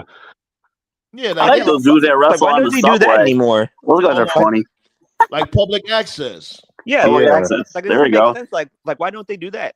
It was like Madison Square Garden Network. They used to do it was like a public access show, and they combined it with like Confidential as like a pre-show. Yeah. Remember that show WWE Confidential? That was a good show. Yeah. That was a cool show. Yeah. I remember that. That was like WCW Hotline without the hotline. You had all these back stories and shit. Right. That's pretty cool. Yeah, but like Channel 5 here in California, like they don't have anything. Yeah. Just like we had put some public wrestling access on. in Connecticut. We had Smoky Mountain Wrestling on Friday nights. It was cool. I was like, holy shit, Smoky Mountain. I'm like, what the fuck is this? Yo, They shout just like outs put it to on, like even in the morning. Put it on in the morning. Why you Yeah, eat your there we go. breakfast? Like shout outs it'll to make perfect Renee. sense. I just want to say shout outs to Renee on the Blood and Guts episode when she did like their call in to say that Mark Briscoe was not there. She had like the background radio thing that reminded me of Lee Marshall from WCW. Remember the Lee Marshall on the road reports? Yeah. Those shits used to kill me. Like you ain't. They literally brought Tony the Tiger to do fucking Tony the Tiger. Right. WCW Worldwide. That was my shit, low key. Though. Yeah. I used to love like what Superstars and 11 o'clock in the morning and shit. Yep. Cool. Mm-hmm. Right. Live Wire, that was cool too. Live Wire when it was calling. I remember they used to do like a little special where they would have like a match and like during like a game or during like some type of TV special. Like I remember they did Triple H versus Undertaker and that in New York City. It was a match one time. Like during the Super Bowl or something, like halftime, some shit, like during the Super Bowl. Heat. Yeah, like like halftime heat, some shit like that. They did Foley and The Rock in a like empty arena match during the Super Bowl. Empty arena match, yeah. Exactly. That was like the highest rated segment they ever did. It did like 9 million. Yeah, that was like do some shit like that. Didn't NXT do that? I think like time. 1 year during. Yeah, they did that. They did that. They did that one time. No, it was a good. It was a good match too. That they did. I remember that match well. It was a good match too. It was a 6-man. This was back when Adam Cole and Velveteen Dream were still there. Yeah. Yo, speaking of Velveteen Dream, y'all see this dude JBL pulled up the clothesline. I'm like, yo, we still doing Oh this yeah, he showed up. Yeah. Did they ever explain that? Did they ever explain why JBL is doing that shit? No. So JBL is just pulling up randomly just to clothesline anybody. Yeah, basically. Oh my god! Pick up a paycheck. Stock's going down. Clothesline somebody. Okay, here's money. I think it's a little interesting that this dude closed on in Velveteen Dream. It's like, what happened to that storyline at TNA when he used to close on the fuck out of people for Nick Nemeth, right? Or I don't know. That was like around the beginning of his clothesline tour. I thought that was a story right there, but they didn't do nothing with it. I thought they make him like a fucking general manager of a company or some shit. I don't know. I don't know what the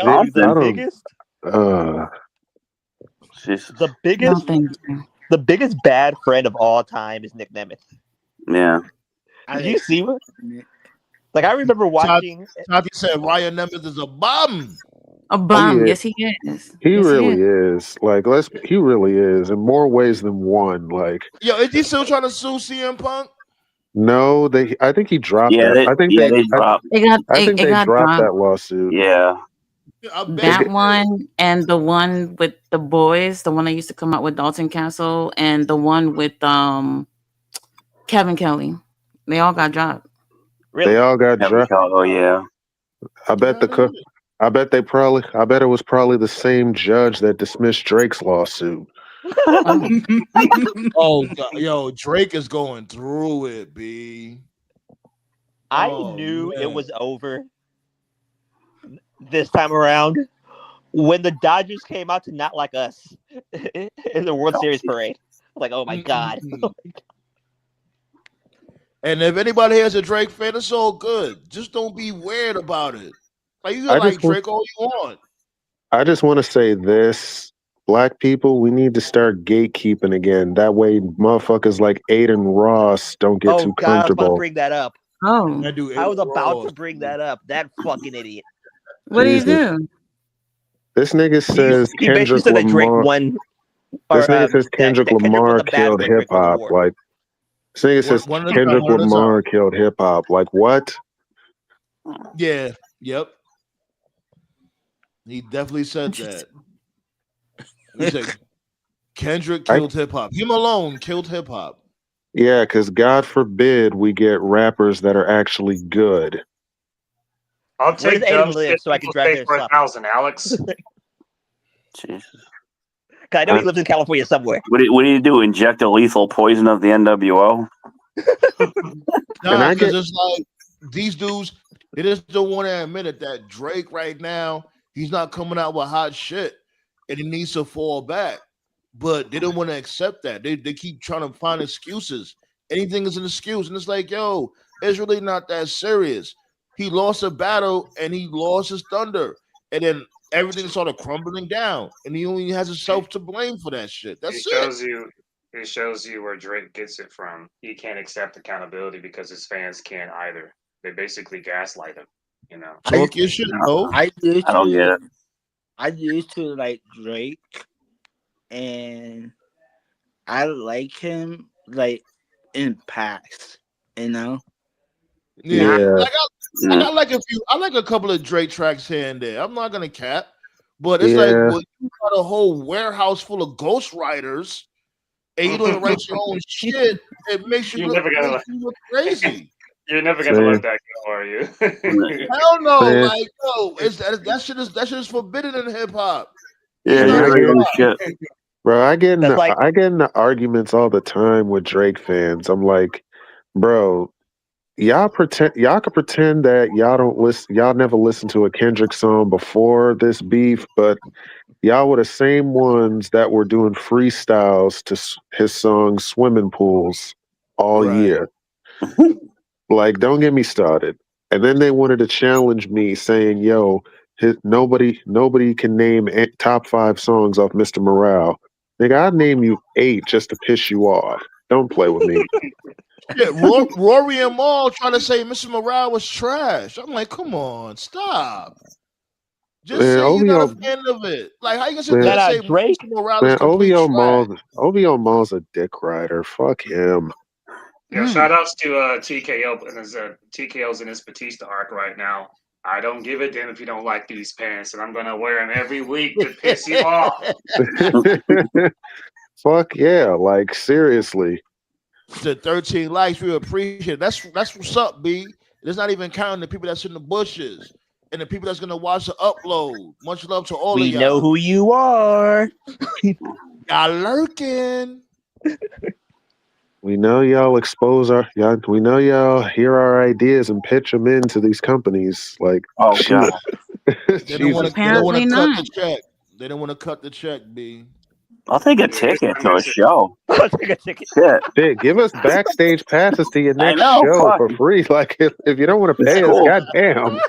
Here's my message to TNA. Nate and I always do this. We always like quote random movies. We don't like it when you play with your toys, TNA. We toys see everything. By the way, why are they doing Toy Story 5? You guys had a perfect trilogy with Toy Story 5. You fucked it up. Yeah. No. Yeah, I saw the trailer. I literally posted the trailer in the chat. Isn't Tom Hanks like 80? I don't know. I think he's 70. I saw the trailer to Toy Story 5. I was hella confused. Like, Woody, the last time I saw you, you fucking ghosted to go get some pussy from Little Bo Peep. Now you're just like, like it never happened. Tom Hanks is trying to get his money before the Epstein files finally comes out. And by the trailer alone, are you telling me that they're turning Toy Story into some type of educational deal where kids are getting sucked into electronics? Is that what we're going here? Oh my god! Is that what it's about? That no from Todd. By the notes, by the look of that trailer, it looks like that's where they're going, because the trailer shows like a kid unboxing like a fucking something that looks like an iPad or some shit. Well, those are the new toys, to be honest with you. Yeah. Those are the new toys, unfortunately, you know. That note from Tati sounded like her childhood just disappeared. Not really. I wasn't a huge fan of Toy Story, but it's like five. Like, what more can we do at this point? Yeah. And he I been thought it grew was up. I thought it was over at. Like, isn't the kid like a grown ass man now? I thought it Probably was. got kids. Stuck in I Social thought it was Security almost. over. It should have No, what ended at. happened? I thought it was they did. over at 3. Honestly, Yeah, that's how it ended. It ended with Andy giving them up. He gave them to Bonnie, the new girl, and it was like, and then he drove off, and Woody was like, "So long, partner." Like, it was a perfect conclusion. Then they did a part 4, and it was like, why? Even Quentin Tarantino. It was so random. Of all people, Quentin Tarantino, like he got on his Twitter, and when Toy Story 4 got announced, he was like, "But why?" I just thought that was so funny. I didn't mind the fourth one. It was all right. no, the fourth one wasn't bad. I'm just. I saw Toy Story 4. It wasn't bad, but it wasn't needed. Yeah. Because when did the first Toy Story come out? Like what, 94? Yeah, I was like in high school. She's Yeah, 94. Yeah. So ballet. She's like right on the target. He gotta be a Toy Story. by now. The first Toy Story came out in 95. The second one came out in 99, and the third one came out, I want to say it was 2010. So damn, I was in fifth grade when the first one came out. Jesus. Someone for a paycheck. It's funny too, because like people always give me shit when people ask me like, "Oh, what's your favorite Pixar movie?" I say Toy Story. People say, "Oh, that's the predictable one." Like, I'm sorry, I'm a fucking millennial. I'm a millennial, okay? When I was a kid, Toy Story was the only Pixar movie that exists. I'm well aware of the other movies, but by the time the other movies came out, I was already in college. What the fuck am I gonna look like? I'm like a fucking 18-year-old watching Monsters Inc. Get the fuck out of here. Right. Like no lie, man. Once Toy Story hit, that's really all we had growing up as far as Pixar goes. Right. Like nobody really paid attention to Pixar after that. Don't they got the new shit now? What is it? Illumination, I think it's called. What's the name of that new company that be having Isn't that Disney's company? Is that Disney? I know think what I'm so. talking about, I'm right? not too sure.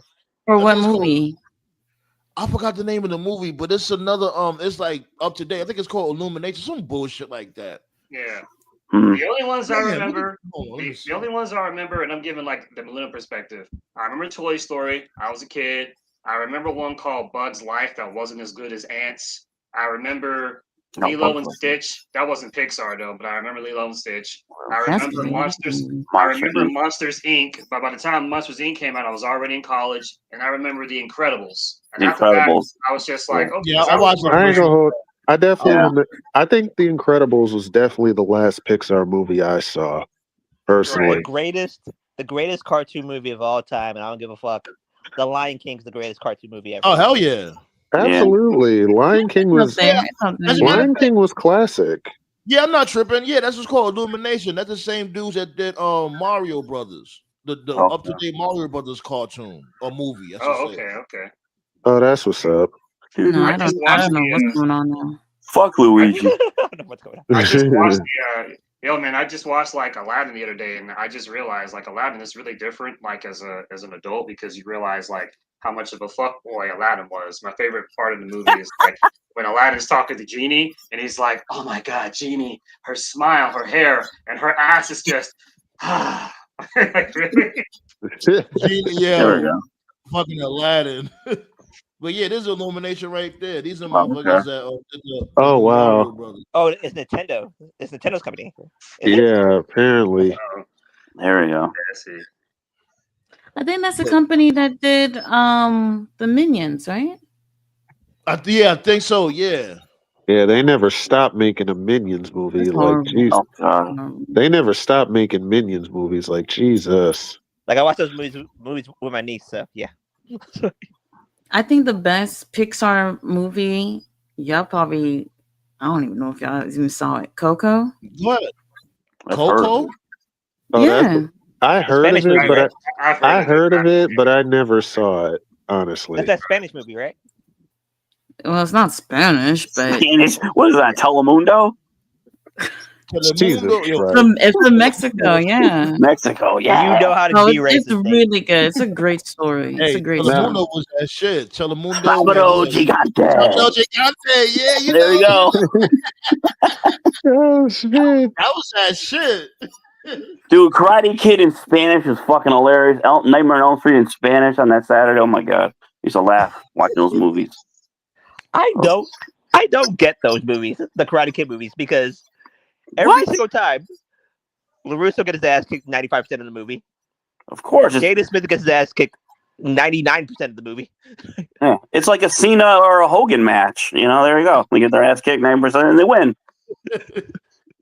Sounds about right. Yeah. So, there you go. I think the last Pixar movie I saw it like when I was in the hospital with Mom. This is a few years ago. I think it was called Big Hero 6. Oh yeah. Okay. Oh, I remember. Cute. That's a I cute remember movie. Big Hero 6.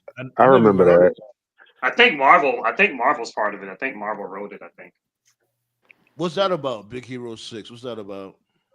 It's like about this kid who has like a brother who made like this really cool machine, but then like his brother dies in a fire, which is unfortunate. So then like he trains the machine. Baymax was the name of the machine, I think. So like Baymax and like all his friends like get together. They basically become like a superhero force. It's cool. It's cool. You know, okay. I like it. Wally was It's a good more movie. to it. It's more to it. They killed the brother because the brother created something that could potentially change the world. Baymax is like almost like a doctor robot that can help cure certain type of conditions and things like that.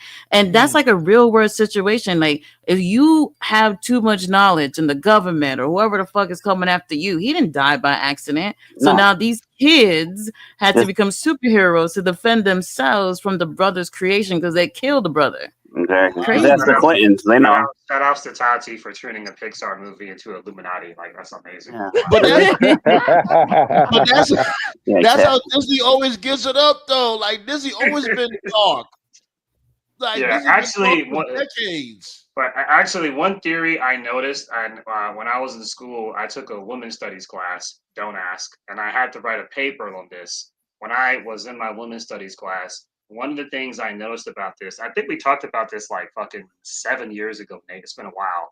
Has anyone noticed in most Disney movies, a parent dies, either a parent dies, or there's just an absence of a parent with like no explanation whatsoever.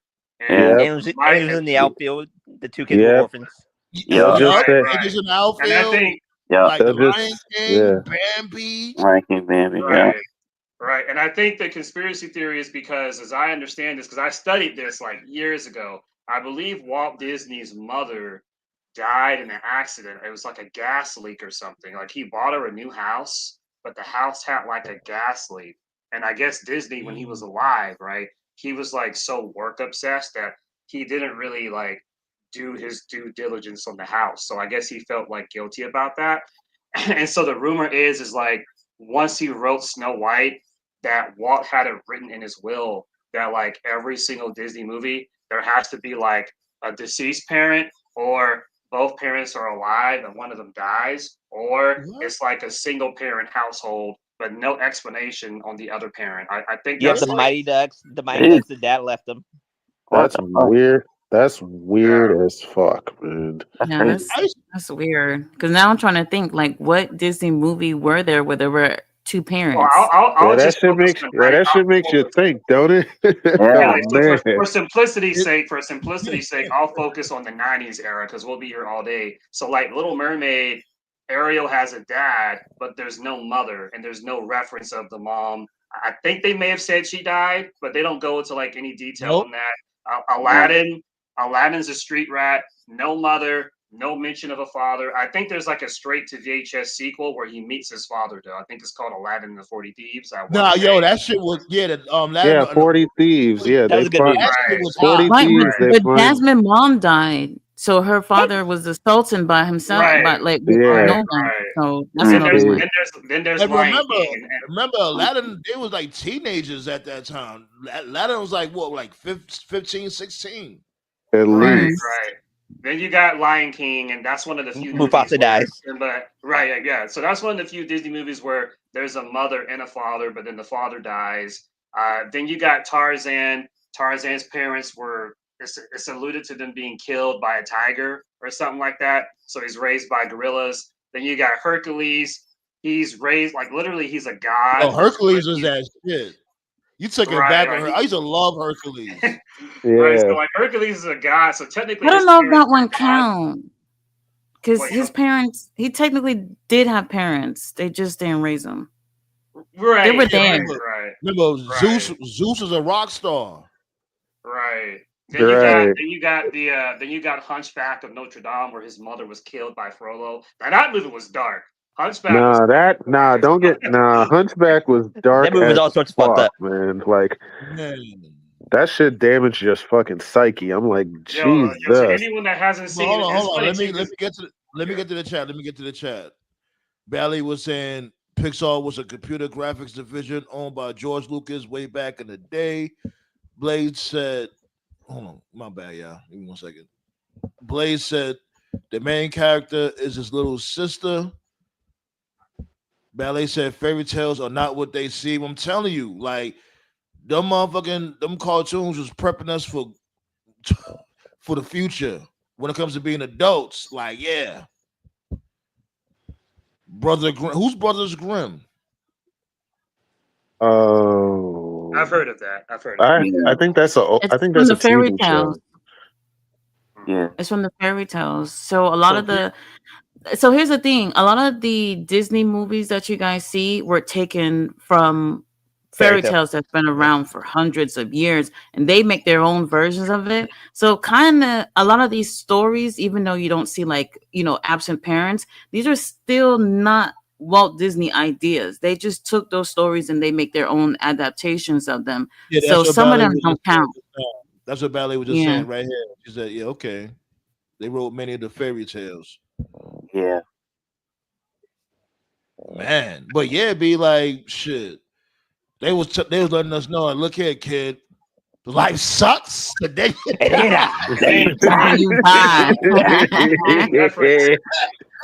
in reference to Toy Story, which we were just talking about, Toy Story is interesting because there is no death, but there's no father figure. Andy just has his mom, and there's no mention of a father. But what I always found interesting was Andy has a sister.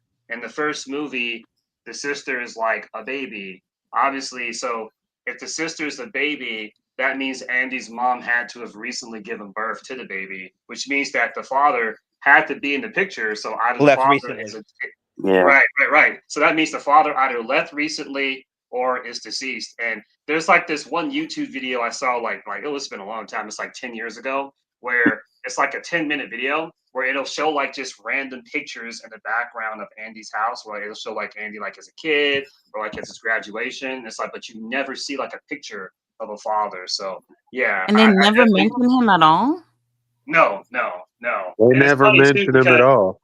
It's funny too because one of my favorite video game franchises is Kingdom Hearts, and the main character is Sora. And even in Kingdom Hearts, there's no mention of Sora's parents like at all. Yo, that's crazy. Have you ever played every single game? Because I heard there's like hundreds of Kingdom Hearts. Like it's a lot. I played all of them, and the only mention of Sora's parents is the first game where Sora's mother is like, Sora, dinner time, and that's it. Like you never see her. So how much Kingdom Hearts is out there? Because I heard it's like a lot. Bro, put it this way, man. You know, like how Tupac gives us a new album like every 5 years to give us a new clue. Kingdom Hearts is like that, basically. So yeah. It's weird how they number them. They'd be like, yo, you said like you have like Kingdom Hearts 1, Kingdom Hearts 2, Kingdom Hearts 3. Then they'd be like Kingdom Hearts a half and a third. Then they put like a weird Roman numeral. I was saying it's the Roman numeral. It's not freestyling shit. Yeah, if you're a kid out there and you want to be a math major, don't play Kingdom Hearts games, okay? You'll fail. It took us fucking 20 years to get Kingdom Hearts 3, okay? Kingdom Hearts 1 came out in 2002. Kingdom Hearts 3 came out in 2019. Get the fuck out of here, man. So. Crazy how we got crazy how we got a multiple Kingdom Hearts game before GTA 6. I Like it's kind of like I this. knew It's it. kind I of, knew he was gonna say that. Yeah. like have you guys played Metal Gear? I Of have. course. Yeah, I have. It's kind of like that. I'm gonna be streaming that soon. Of course. Oh, nice. Like, it's kind of like that. Like Metal Gear. Like I think there is 3 separate Metal Gear Solid 2. Yeah, there's so many different versions of it. No, it's like, okay, here it is, right? Because it started from Nintendo, right? You had Right. Metal Gear, then you had Snake's Revenge. That was on Nintendo. And then after that, it went to PlayStation. The first PlayStation, you had Metal Gear Solid. Right? And then it went on from there. Metal Gear Solid 2 and then PS2, then PS3, and it went on from then. Because we'll definitely be here all day when it comes to Metal Gear. Man, TKO, man, you and everybody else, man, y'all need to let that GTA shit go, man. We're gonna go through the next election before that shit. Never, I've been stopped caring about that shit. I'm waiting on Battlefield 6 to come out. Shit. Like the rumors that the PS6 isn't going to come out to 2028. Yeah, there we go. Might as well wait. I don't even got a PS5, so I don't really care. I'm being honest. I might get a. I'm probably gonna get a PS5 before the end of this year, but even still, I'm just saying in general. It's nothing to be ashamed about, my dude. Like shit, PS4 still got mad good games. Yeah. I still play mad games on PS4. And shit, everything's getting too fucking expensive, man. I was on fucking Amazon the other day, and I was just looking at some of the Switch 2 stuff, and like, man, like the games are so fucking expensive. Like, I was looking at this Kirby game. I think it's called like Kirby and the Lost Kingdom. I like Kirby. Kirby's cool. Yeah. I heard of that game. So I was like, let me go ahead and check this out because I used to play Kirby all the time. Man, Kirby and the Lost Kingdom costs $89 plus tax. Add in shipping and handling. Like, man, Kirby, I love you, man, but I don't love you that much. Pause. Yeah. That's the cost of the kingdom. That shit is $80 plus shipping and handling. That's like an extra that's like about 90, and that's without and that's before you get the bonus features on the game. Yeah, the PS4 is the PS4 like in the regular Switch are like way more affordable. I don't have any kids, but if I had a kid, I just give them a PS4. Like it's like $150. Most of the PS4 games are like, and a lot of good games too, like Spider-Man, God of War, Red Dead Redemption. They're all like $19, $20, $25. It's really affordable. So yeah. I ain't gonna hold you. I was a little annoyed that I didn't have a PS5 because I really wanted that DBZ game, but shit. What, Sparking Zero? Yeah, I played it a little bit, like because I had a game shop that around my way before it closed down. I played like a little demo on it. It was pretty dope. Dude, back in the 80s when I had an Atari, some of those games cost $50. And this is when people made $4 an hour. So don't be complaining about $89 games when people are making like $25 an hour or some shit nowadays. It's like, now, you know what's crazy? You know what I miss? I miss going into game shops where they had like the video game consoles and you could play like a demo before you buy the game. Oh, yeah. Those are You fun. do that at Walmart, but they only have select options though. Yeah, you can't trust people anymore, so they locked it up. As a matter of fact, Let me tell you something. Hold on. Now that you mentioned that GameStop, it's mostly like Funko Pops and teddy bears. Like what the fuck? It's so weird. Right, because it's because it's been a long time since I've been to GameStop. It's been a long time since I've been there. Yeah, I can tell you why. GameStop was my first job. I worked there in 3 years. What's happening is mine too. Awesome. Right. Yeah, man. Yeah. So what's going on, Tati, is GameStop, they took too long to adapt. When we started turning into a more digital world and shit, where people started like downloading games on their console, or when people started like ordering stuff online, like on Amazon or eBay or Target or whatever, GameStop took too long to adapt and get with the times. They were still doing like old school shit. So then people stopped going to GameStop to buy games. And then the other thing that fucked up GameStop, and TKO knows this, is that I get it, right? Like you're trying to advertise other stuff. It got to a point where you could no longer go in GameStop and buy a game, because when you go and buy a game, the cashiers are trained to basically be like, hey, well, since you're here, would you like to They buy try this, to, this? yeah, Yeah. they try to add on a bunch of bullshit that you don't need. I'm like, it's like a used car salesman. Like, what are we? Yeah. Like, I came in What here doesn't for make a sense? game. I came in here for Right. one game. I don't need all this extra shit. I And ain't then what gonna lie never made though, sense like about it, I yeah. didn't mind the membership, like because you know when you get the membership, you get the bonus card and they give you the monthly magazines. I didn't mind that. And then, like, what didn't make sense about it is, like, if you're trying to bombard us with, like, shit, why not recommend stuff based off what we buy? So, for instance, if you're like I don't know, a 16-year-old and you're going to buy a Mario Kart game, why would you recommend, oh, would you like to buy Battlefield 5? Like, what the fuck does Battlefield have to do with Mario Kart? Like, why not recommend a Mario? Like, why not recommend like a Like Mario Kart Galaxy or game? something like that. Right. Recommend something similar to what we just bought. Like, if I'm buying a Halo game, okay, that makes sense, but no. So anyway, people aren't buying games anymore, and so some genius at GameStop figured out, shit, no one's buying our games, so let's put Funko Pops in there, let's put merchandise in there, let's put a bunch of random shit in there to give people something else to look at, because nobody was buying their shit. So yeah. Well, plus their store like I credit buy it shit, online and like then a I pick it up at $60 game, they give you like $2 for a fucking game. I'm like, what the fuck? The store credit ain't shit, bro. I'm like, yeah, the joke. Like I got a brand new PS5 in the box. We'll give you $100. What? I just paid $500. Yeah, like you could fucking buy a brand new game. Game be like what, 65 cash? Yep. You give $5. You finish that game? Yeah. $5. Like, motherfucker. And they resell for $49.99. And it's like, Jesus. And you know what's crazy about? And you know what would be crazy about that? They wait until after you're on the verge of beating the game to add a bunch of bonus shit to it. Oh yeah, there we go. I'm like, I'm about to beat the game. Hold up, we got a new character. Unlock this guy, and you can like, nigga, what the fuck?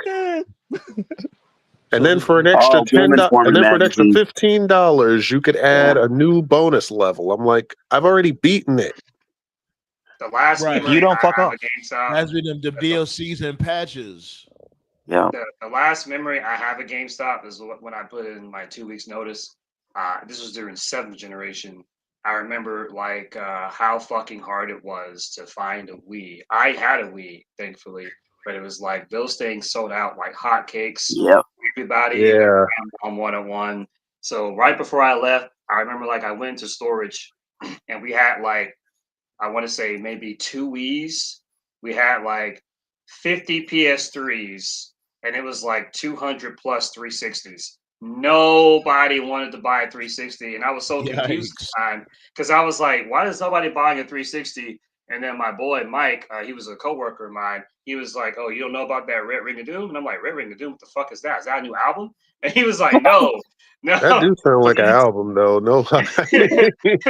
So then he explained the Red Ring of Doom, and I was like, "Damn, like that's fucked up." So yeah, nobody was buying a 360 because of the Red Ring of Doom at the time. So Red Ring of Death. Black Saw, you there, my dude? Let Black Saw go. Go ahead, Black Saw. No, like I remember that Red Ring of Death. Like it was, like I was a motherfucker. It was something, all right. Yeah, I bought a Wii. I sold it in a month. I was like, fuck it. I never liked Wii. Blaze said, give me 1 second. Thanks to the Game Informant magazine, I found out about so many games that wasn't marketed to the main media. Yeah. Okay. Yeah. What's going on, my God? Hell yeah, yo, Game Informer was my Game shit. Informer. I love Game Informer.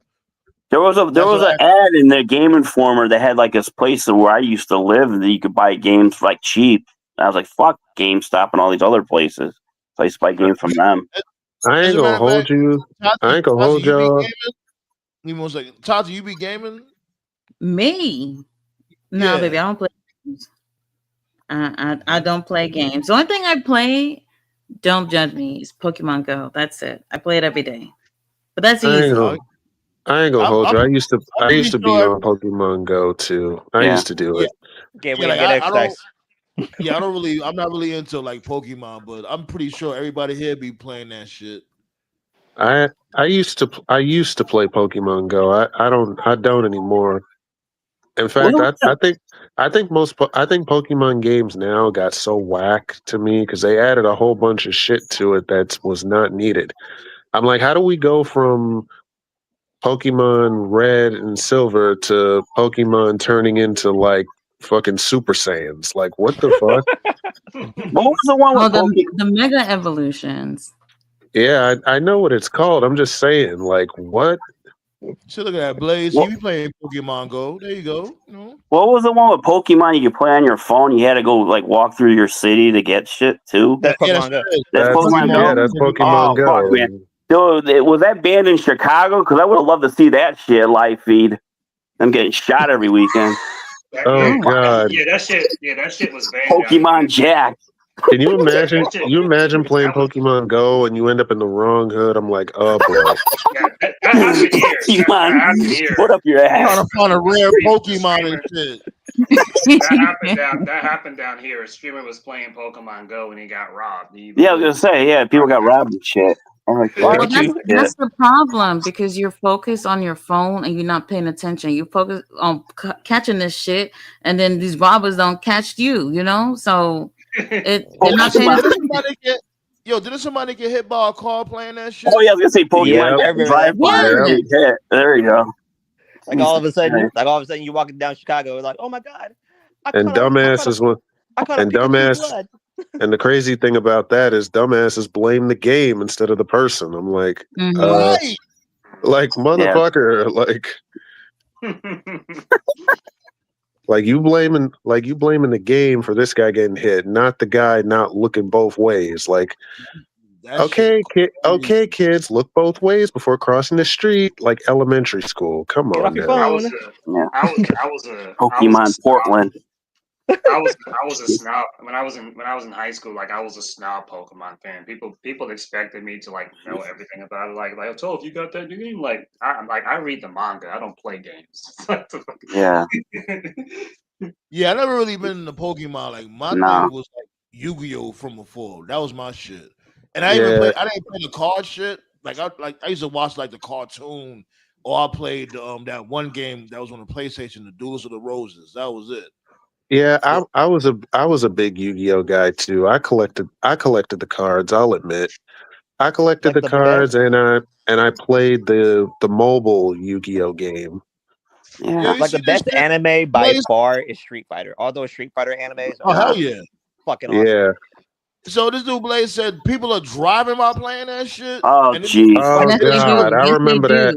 Oh god, they do. I remember that. Drive up a cliff. Yeah, I ain't gonna hold you. I saw that. I actually saw that one time. So Pokemon check your insurance rate. Jesus. The game changed that. So you can do it kinda. If you're moving at a certain pace, the game will automatically assume that you may be driving, and it kind of like put an alert on your screen, like, "Are you driving? Put your phone away." Yeah. So it does that now. I just found this out recently that TikTok has like a rule where you can get banned if you're driving while you're on TikTok. At least TikTok is doing something about it. Oh, yeah, they really should. They really should. Yeah, I didn't hear about that shit. I think it was a lady that normally go live on TikTok. She had ran some dude over and killed him. It happened this week. Yeah, I heard about that. Yeah, I think the name of our show is Tea Time. I think some shit like that. Dude, if I'm ever driving and somebody's on their phone and hits me, they better dial 911 because I'm gonna kill them. I'm like, that's it. You're dead. Right, like my dude. Like I remember, I don't like that. How could you be driving? The problem is that like even for me, like if I'm driving, I don't even want to talk on Bluetooth. Yet alone doing a whole live stream. You're driving and you're reading motherfucking comments. Like people, they do that. Yeah, are you driving the car reading the comic book? Yo, this dude is crackers. Hands-free driving. So She said It's so weird because it really be a pretty chick. It really be a bad chick that be on live driving, just talking about. I'm like, yeah, you cute, bitch, but you're gonna look fucked up dead. I've seen people like fucking shave and brush their teeth while driving. I'm like, what the fuck? It's Like, crazy, man. Jesus. I think that one Jim Carrey movie, The Truman Show, that shit like aged like wine. Yeah. Oh, I I just saw that show recently. That's one of the best movies. That's one of the best movies. Yeah. Some of these TikTok people, like they're on that Truman Show type shit, because it's like when they're streaming and they're on TikTok, like they can't do anything by themselves. Like they'll go to like a Burger King for something, and they'll be like, "What should I get, chat? What should I get, chat? Should we get this chat? Should we get that chat?" Like it's like, bro, like quick You question. talking about the IRL streamers? yeah. No, I could never live my life like that. I could never do that. I don't get it. Quick question: who's worse? There's this one chick, I can't think of her name. She was a black chick, and I was like in disbelief. I was like, "There's no way this chick is getting paid." She was getting paid millions of dollars, and all she did was she just dressed herself up like I think a Waffle House employee, and she just was basically just taking orders like all stream. She was streaming herself like. She was streaming herself like working as if she was at a Waffle House, but she wasn't at a Waffle House, but she had her house set up like it was a Waffle. And I was like, how much money did that cost? Yeah. Yeah, like crazy. But the quick question though, who's worse? TikTokers or Twitch streamers? Probably TikTokers. No, I would say those motherfuckers that be on kick, honestly. They're on a different category of idiot. Yeah. These kids at the high school do TikTok videos all the time. I'm like, nobody gives a fuck. I walk by, I'm like, nobody gives a shit. Yeah, like the ones I don't like that is the IRL streamers. Those are ones that be going around. Like that dude, Rajah Jackson. He was an IRL streamer. And look at that, he threw his whole life away. Oh God! See, if they did the Karate Kid now, if the Karate Kid was new, Daniel would be a TikTok streamer, and he would have just walked into Johnny, and Johnny would have been like, "This fucking guy." That would have been the beef right there. Yo, what's good, Anubis? Yo, how y'all doing? Can't complain. How you feeling, sir? You know what I'm saying? We all over the place with this. We just came from stomping a mud hole in wrestling. And now we just all over the place right now. Yeah, I heard some of it. I was mad because I didn't get to chime in on the video game magazines like I was talking to one of the dudes. No, I was just talking about how, like, growing up, learning all the secrets on Game Pro, EGM, learning it all on Game Informer. And then when you talk about who's, all the cheat codes and stuff. I love that. Or, like, having the cheat codes sent to you on Sega Channel, if you had that. Yeah, I remember that. My friend had that. Yeah, and the other thing I was gonna say was what y'all were just talking about. Who's worse? Like, the answer is yes. They all suck, and this is coming from a guy who streams. Dude, my buddy had the Sega Channel. He was playing Barney. I'm like, dude, you're paying $19 a month for Sega Channel? Playing Barney? Come on! Like, it was only 12. It was whatever it was, 12 $. Yeah, but I'm like, come on, play something different. But a lot of these motherfuckers be having streams and they have no personality at all. I'm like, how do these guys make all this money? They're terrible because they buy their viewers. Shit. They go around, they do silly shit. They like create mischief. They fuck with people that's minding their business. You know what I'm saying? They do silly pranks. Pranks is not even funny. Pranks just be on some shit like y'all slap the shit out you type pranks. You know what I'm saying? That's how they get their money. They, you know what I mean? They make themselves look crazy. I'm telling you, it needs to be a law for like when you react towards these type of IRL streamers, it should be like, yo, it's all fair game. Cause you mess with people that's not messing with you, they being innocent. Like it be times where they be in the supermarket, like there's an old person shopping in the supermarket. They'll fuck with an old person. Yeah. And it's like, what are you doing, B? Doing silly shit.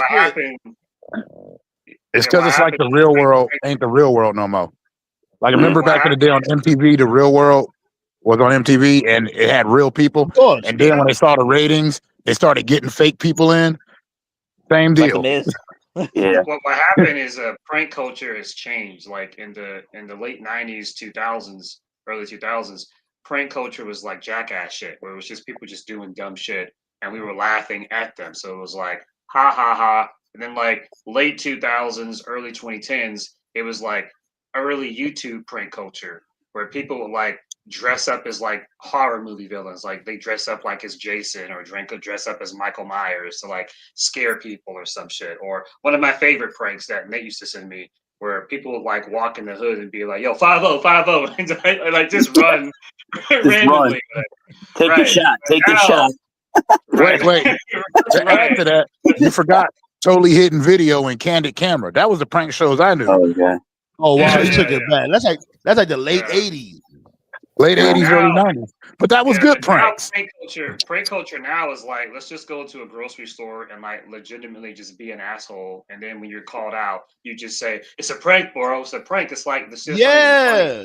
That shit goofy as hell. Like, yo, nobody not playing with you. Like, get up out of here. Like B. the craziest one I saw, I think it was this I think he was a Subway worker, like KFC worker, some shit like that. Oh, the Subway guy.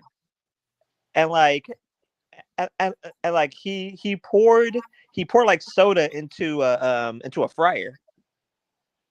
Like, I know what you're talking about. No. You talking about this dude Wolfie, his punk ass. This dude name is Wolfie. He went into a fast food restaurant and he had one of them bags of ice and he threw the shit over the ice. Yeah. And it's just sort of bubbling up. Yeah, because you mix oil and water, it's fucking gonna bubble up and overflow. I saw that one. Yeah. I'm like, yo, what a fucking dickhead, yo. Now if somebody claps you, it should be all fair game because you endangering people's lives for what? I thought that shit was dry ice when I first saw that. I'm like, damn. Yeah, it was a bag of ice. He threw it in the deep fryer and the shit fryer. bubbled up. Yep. What did he think was gonna happen with that? Like, no, that's what he does. He goes around and tries to hurt people with his pranks. See, I like the guy that goes to the fast food place with the fake coupons. I like those pranks. Those are funny. His name is I think he serving like over a year now. They locked his stupid ass up for a year. For what? Yeah, only a year. Yeah, this dude was doing some like it was one time he was in the mall and he had a couch and he was like on the upper tier and he threw it off the fucking balcony and it almost hit somebody on top of the damn head. What? I swear to God that happened. Jesus. One of them got shot. You could look at he came in there with a couch. You know how the malls be having the levels, like they have you have the where people sit and read and shit. Yeah, I see them all the time. You have the ground floor and you have the upper level, and it goes up like 2 floors or whatever. He was like on the top floor, and he threw a couch from up the top floor, and almost hit somebody on the head on the ground floor. Jesus Christ! Should go to jail. He did go to jail only for a year. More than a year. He should be like 15. Yeah, if they got hurt or died, they probably would have. Is guilty. That nigga is guilty. The problem is there's not enough repercussion for people doing stuff like this. There are so many prank videos that like it incriminates themselves and no one actually goes back and report these things and then the police actually do something about it. Make examples out of these fucking losers. There's this, like it was just as a matter of fact, I got you one more, my dude. I got you. It was another one he did. He had went to a supermarket and he was spraying the fruit with roach spray. What? That guy? Is that the guy? The black guy? People. His name was wow. I seen that on the news. Yeah, that's the one that got locked up. I think it happened. Good. Lock his ass up. Good. He's gonna have to just do a bar soap up his ass in jail. I don't know. Yep. That'll be the prank. He dropped the soap. He dropped the soap and got it up his ass. Jesus Christ. Yeah, he deserves all that shit. Fuck him. Fucking A. And every time he does that shit, he'll laugh. That can kill somebody. He'll laugh about this shit like, yo, my dude, it's not funny. What's wrong with you, B? Yeah, by the time he posted that, people had already ate the food, whatever he sprayed. Yeah. Yeah. Right. I was just gonna say, like, we need to go back to like harmless millennial prank culture. Like there's this guy that Nate sent me a while back. He's popular in the Indies. This guy named Stone Cold ET. It's a guy who cosplays Stone Cold, but he wears an ET mask, and like all his pranks were he was just going in drive-throughs, ordering food in a Stone Cold voice while wearing Stone Cold ET. You know, like he'll go to drive-through and be like, "Oh hell yeah, give me a double Whopper cheeseburger and some McFries," and just stuff like just funny shit like that. He dressed up like Scott Steiner and like the Randy Orton one. I love the Randy Orton one he does. It's funny. Yeah. See, that's harmless. I don't mind shit like that. But anything that's hazardous will make me beat your ass. Yeah, right. Yeah. Blaze said, "I hate the food pranks. You wasting food making a nasty meal." And Ballet, not Ballet. I said Ballet, Mom. But yeah, Ballet did say you damn dummy. Right. Right. Hey guys, I'm gonna go in a restaurant. I'm gonna go in a restaurant, put rat poison in this guy's pancakes. Watch. Yeah. I remember what this the fuck? And the motherfuckers in the chat, they egg it on. You know what I'm saying? They do the stupid shit. They be laughing at this shit. It's like, yo, this shit is not funny, B. Fucking push a wheelchair kid in a pool, swimming pool. Yeah. I remember this one guy. I can't think of his name. He would go to the drive-thru and like pick up food dressed as different horror movie characters. Like one time he was dressed as Freddy Krueger, and he was trying to like get the food, but he had like the cloth, so he couldn't get it. And there's another one where he dressed as Michael Myers, but he didn't talk because he's Michael Myers. So they're just like, Did you ever see? There was this guy that kept trolling people online, like just troll pranking everybody, and then he continuously decided for some reason to keep trolling King Von. And then King Von, he showed up on another video and said, "Yeah, so I was messing with King Von, and then he sent me a message going, 'Is this your home address, dog?'" Oh like, shit, dude, I'm just a troll. I'm like, you don't mess with something. But King Von's like, "Is this your home address? Just let me know, fo." But that King tells you Leo, something what it about our do? society, though, right? Like our I'm like- society, they like messy shit, and they get more views, and you get more views, you get more money, and they keep trying to top the dumb shit that they did last week by doing something even dumber. Because that's what made it. That's people what are made the King Von thing so funny. Is that King Von was like, "Is this your home address?" And that dude went on the video and started crying, going, "I'm just a troll, man. I didn't mean nothing by it. I'm sorry." When he pulled up to his house, King Von sent him a message going, "Is this your home address?" Shit get real until they find out where you live, and then right. Now, the coldest question I ever heard in my life was, "What part of hell do you want to go to?" I don't know. Ain't nothing scarier than "Is this your home address?" from a dude that kind of for a dude who's an alleged killer. I'm like, how the fuck did you find out where I live? Shit get real until that happened. Think gangsters don't know how to use the internet? Right. Like.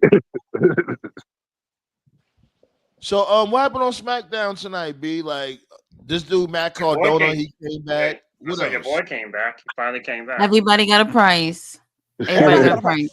Yeah, so Matt Cardona was LA Knight's mystery opponent. And of course, Ryder won. So who cares? Of course. No, Ryder lost. God damn it! Oh, Ryder lost. Oh, yeah, LA Knight beat him. He actually won a match. Wow, LA Knight, way to go. LA Knight beat him. Before you continue on, TKO, that might be a little strategic. They trying their best to make motherfuckers really not like LA Knight, because you know motherfuckers is not gonna like LA Knight beating Matt Cardona. You're not low, motherfucker. Right. Well, they didn't call him Matt Cardona here. They called him Zack Ryder, but jeez. Didn't Matt say like if he was gonna go back over there that he was gonna be Matt Cardona, not Zack Ryder? Yeah.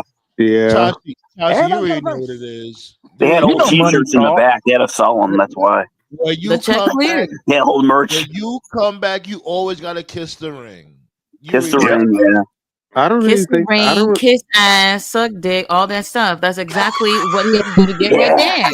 Hey, wait, Toddy, that wasn't fair. You forgot tossing salad. One of them.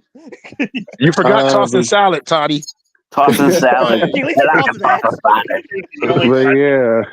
Yo, the only motherfucker that didn't kiss the ring on some real shit. He's kissing the ring now, but from before, he had to kiss the ring. This dude AJ Styles. Yeah. He's probably But like he the ain't got- only one. I think the only person who will go back to WWE and they really won't change anything is when Mox finally decides to hang it up and when they That's a motherfucking lie. Yeah. No. Don't do that. Don't do that. Don't do that. John Moxley Ambrose would is gonna get never. screwed. He added the motherfucking to it.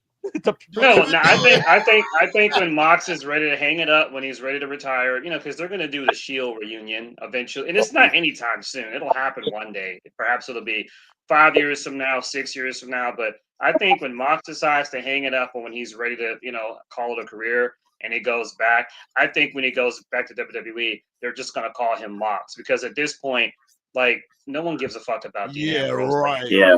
He's That going will But my never thing happen. Dean Ambrose. Yeah, but my gonna thing be is, Never.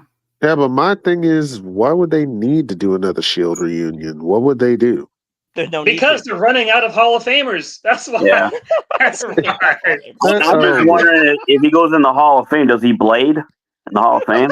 Oh, I don't know. That's Can you why they're imagine? running out of Hall of Famers. Like, why do you think they want Jericho back so much? Like, they're running out of big name Yeah. Hall of Famers. They They've need gone some- through just about every Chris single. Jericho ain't nobody. Nah. Chris Jericho, yeah, if he wants the Hall of Fame induction, he's got the career for it, but still. Right. He But says nobody's still, going to boo him at the Hall of Fame or interrupt him. Wait for that one.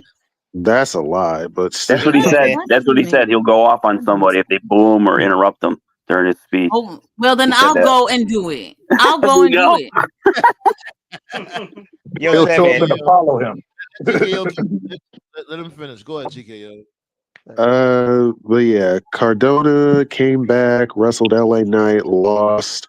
Charlotte Flair more or less took herself out of the War Games match because apparently she still hates Rhea Ripley. And but you didn't want to nip slip again. You know what? Hey, let's stop right there. You know what? I can't be mad at that. See, I always talk shit about Triple H. I do, rightfully so. But when it comes to that, cool. You know what I'm saying? Nah, you know what I'm saying? That makes sense. They're probably gonna put her back in. I know. I'm trying. I'm really trying. Hey, now you pissing all over his hope. We already know it's bullshit, but don't tell him it's bullshit. I'm trying, son. I'm trying. I'm sorry. It's gonna happen. It's reality, bro. I'm sorry. I can't. I've been given too many free passes. Like nobody should do. I gave these motherfuckers too many. Charlotte with I gave these motherfuckers too many free passes over the years. I can't do it. Is Regal in WWE again or no? Is Regal still there? Regal, yeah, William Regal's there. I was gonna say War Games. I like how he says it. Why the hell is the pancake? Why is the pancake ass wearing a thong anyway? Like that's your fault, Charlotte. Oh, Jesus Christ! That thong's like a tank top. Hey, that's Snuggles woman. Don't mess with it. There's always butt-wearing thongs that don't require it. Okay. Yeah. Well, yeah. Wait, hold on, because I actually want to go back to what Toph was saying about the Hall of Fame thing. If the company had to bring back people for Hall of Fame, that means that they're not able to make stars. And then on top of that, all the people that they're refusing to put in the Hall of Fame that should be there, what about those people? Demolition should be in. I've been saying they should. Yeah, Demolition got blackballed. That's why. She asked Toph. She asked Toph. That's Toph answer. Oh, my bad. Yeah, you're right. They're bringing back people like you said because the current roster they have is not at that point to be Hall of Famers because they keep relying on people. John Cena's retiring, AJ's going to retire next year. You're only going to have guys like Randy Orton for so much longer. You're only going to have guys like Brock Lesnar for so much longer. Triple H is done. Rock is basically done. Like Taker's done. Kane's done. They're running out. Final stretch. Yeah, Punk's almost done. Final stretch. Yeah, but what about those that have not been inducted? I've been complaining about Victoria not being in from forever. Yeah. Sherry. Or not Sherry. Sensational Sherry. She's in it. Oh, she's in it. Yeah, Sherry. Yeah, she's in it. Yeah. Right before she died. Yo, Triple H, put Victoria in, motherfucker. You put Michelle McCool and your wife in. God Jesus. Demolition won't be in it because they try to blackball WWE with a lawsuit. So. And what they always do, the worst part about the Hall of Fame is like there's been several times where like people are getting sick and they're dying, or they're told they're going to die, and it's like they like to make like Hall of Fame themes sometimes. Like the most obvious example was Vader. Yeah, Vader went on social media and his doctor told him straight up, like, you're not living for another 3 years. And so Vader was like, I'd like to go in while I'm alive, which is a totally reasonable statement. And then WWE was like, yeah, we'll do it later. But then later never comes, you know? So Demolition, they're still with us. I know they want to go in while they're still alive. And it's like, yeah, like put them in. Like, please put them in. It's like, nope, we're just going to wait until it's like, whatever. I know Bam Bam was another one. So if any team deserves to be in, it's Demolition. Yeah. Right. No, they were part of that lawsuit. That's why they're not in right now. Yep. Right. They were suing WWE. It's too much politics involved when we talk about what people have done with their careers. Like, why does it have to be that? They're not fair with it at all. They pick whoever they feel should be there. They're not even looking at careers at that point. Right. The Hall of Fame's a joke to me. The Hall of Fame's a joke to me because there's no building for it, so it's like, whatever. It's fantasy land. That's what I call it. Don't you think that there should be a committee? There should be. To the big grasses. Right. That's why, like, I don't get upset about, like, look, whenever they do the Hall of Fame stuff, like, I never get upset because people need to understand, like, it's their Hall of Fame. Like, there's no committee, there's no vote. It's their Hall of Fame. So since it's their Hall of Fame, they can put in whoever they want to put in. If they want to put in Nikki Bella as a singles, you know, because the Bella twins are in there. But if they want to put Nikki Bella in, they can put Nikki Bella in. If they want to put Santino Marella in, if Nikki Bella gets in, I'll quit watching WWE for an entire year. Right. But they do have a National Wrestling Hall of Fame, though. Mm-hmm. They should have a jobbers wing like Barry Horowitz and all them. Iron Mike Sharp. Now, you know what they should do? You know what they should do? They should put items in the Hall of Fame. That'll get over. That'd be cool. Yep. Like a Steve Weiser. Yeah, like Stone Boney. Stone. They'll do that eventually. I mean, they're already putting matches in the Hall of Fame. They're putting matches in there, so that'll be the next step. Putting in. I mean that would be that's a good idea. Personally, I think it would be dope because sometimes the items be as legendary as the superstars. Like, and it gets the fans to think about the match too. Like, oh yeah. Oh, we think about this Hall of Fame tour. We always talking about this Hall of Fame shit. I'm telling you, collectibles. When they come out with the Hall of Fame in a venue somewhere, I'm telling you, we gotta take a. They were talking about Florida. Saudi. It's sad because like the fans actually care about it more than WWE does. Like the WWE, they've never cared about it. The Hall of Fame in WWE is always just a marketing ploy because they do it the same week as WrestleMania. They attach it to WrestleMania weekend. It's just a way to make tickets for them. More money. They hate us. They watch it be oh my God. Jesus Christ. Yeah, Saudi Arabia, they already got their fucking museum when it comes to the Hall of Fame. They got a WrestleMania before London did. Come on, man.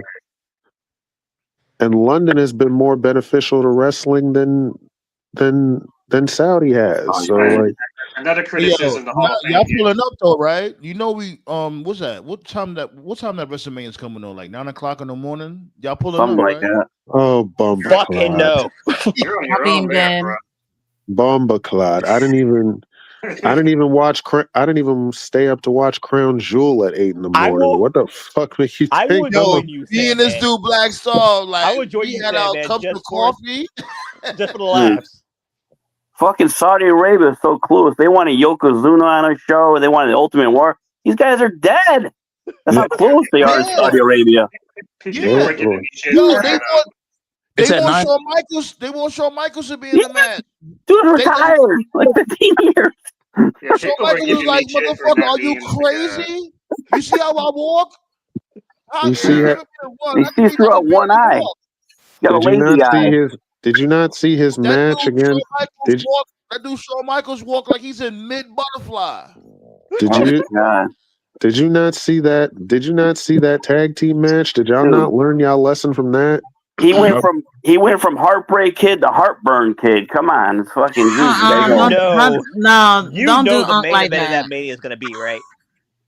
You do realize what the main event's going to be. Oh How God! can you say that? Oh my God! I'm scared, man. I can't. You're talking about the Saudi Mania. Saudi Mania might be a beheading. Fuck that. No. Like you do actually realize what the main event's going to be. What's going to be? I'm just preparing you for this. What? It's Roman going to be versus The Rock. It's gonna be, Like no, you it's know gonna be, that's going to be the main event. yeah. Oh, okay. Yeah. You can see it a mile away. Who, The Roman Rock? Reigns and The Rock. Yeah, they have to do it. Yeah, that's it. That's the thing. There we go. That's what they wanted. I've lost interest in that match years ago. You had That interest? match is going to be 2 minutes. I didn't. I stopped caring about that. But why do fans want to see that shit so much? You saw him I don't gasping for air on the ring apron in Philly. Why the fuck do you want to see that match? I don't mind that match as long as Muhammad lost the weight. He lost the weight. Like he's. You know, he was bulked up at that time. He lost all that weight. He's not the Rock now. He's the Crack Rock. I don't mind that match. Man, he's not the Rock. He's Dwayne Johnson. I don't mind that match as long as Muhammad Hassan shows up and blows up the building. Oh Jesus! Speaking of Scotty, people were giving me shit like, "Oh, Toph, you're a New Japan guy. You could have been on this show. How come you weren't there?" Because I don't want to get my head fucking cut off. I'm saying, yeah, right. I would love to know how many people from the States are actually going to attend that WrestleMania. Probably very little. Better be nobody. Very little. Check your insurance policy. Yo, what if the green shirt guy pull up over there? Oh God. God bless him. He really committed. I'm curious about the WrestleMania parties. Like, you know, whenever there's a really big show, a lot of There won't be. go live and stream it, or like, how's that gonna work? I don't see people doing that at like fucking 7. Wale Mania's gonna be in Saudi Arabia. It's not even just that, because a lot of people don't support that they're gonna be over there. Right. So those people Did you are not see gonna that? show their support. Did y'all see that?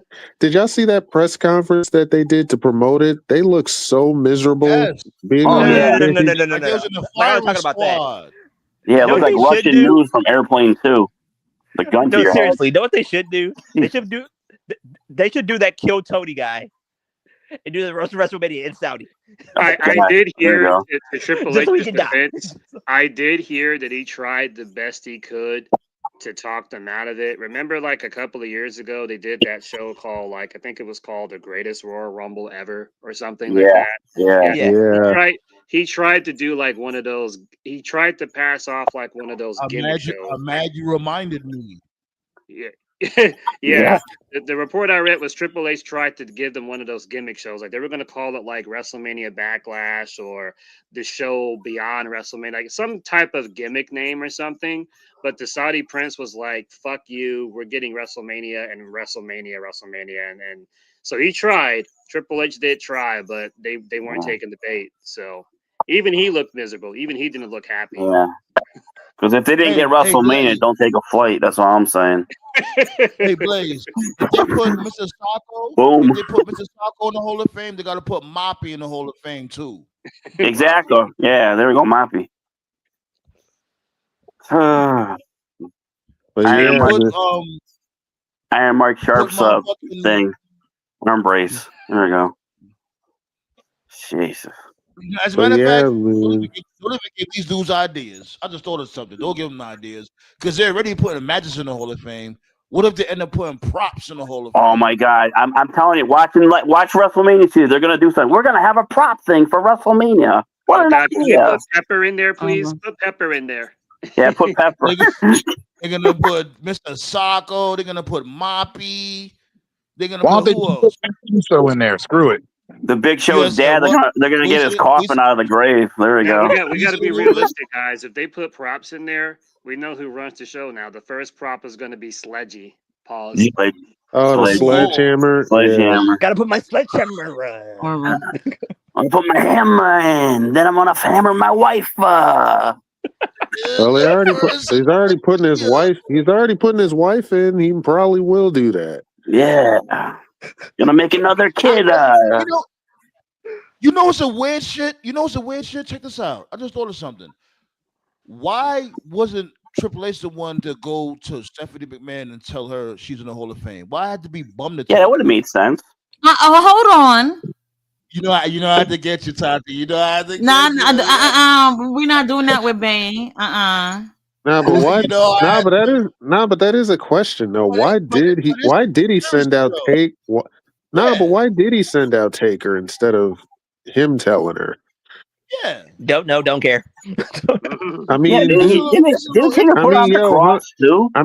Hunter. This is the same. This is the same dude that.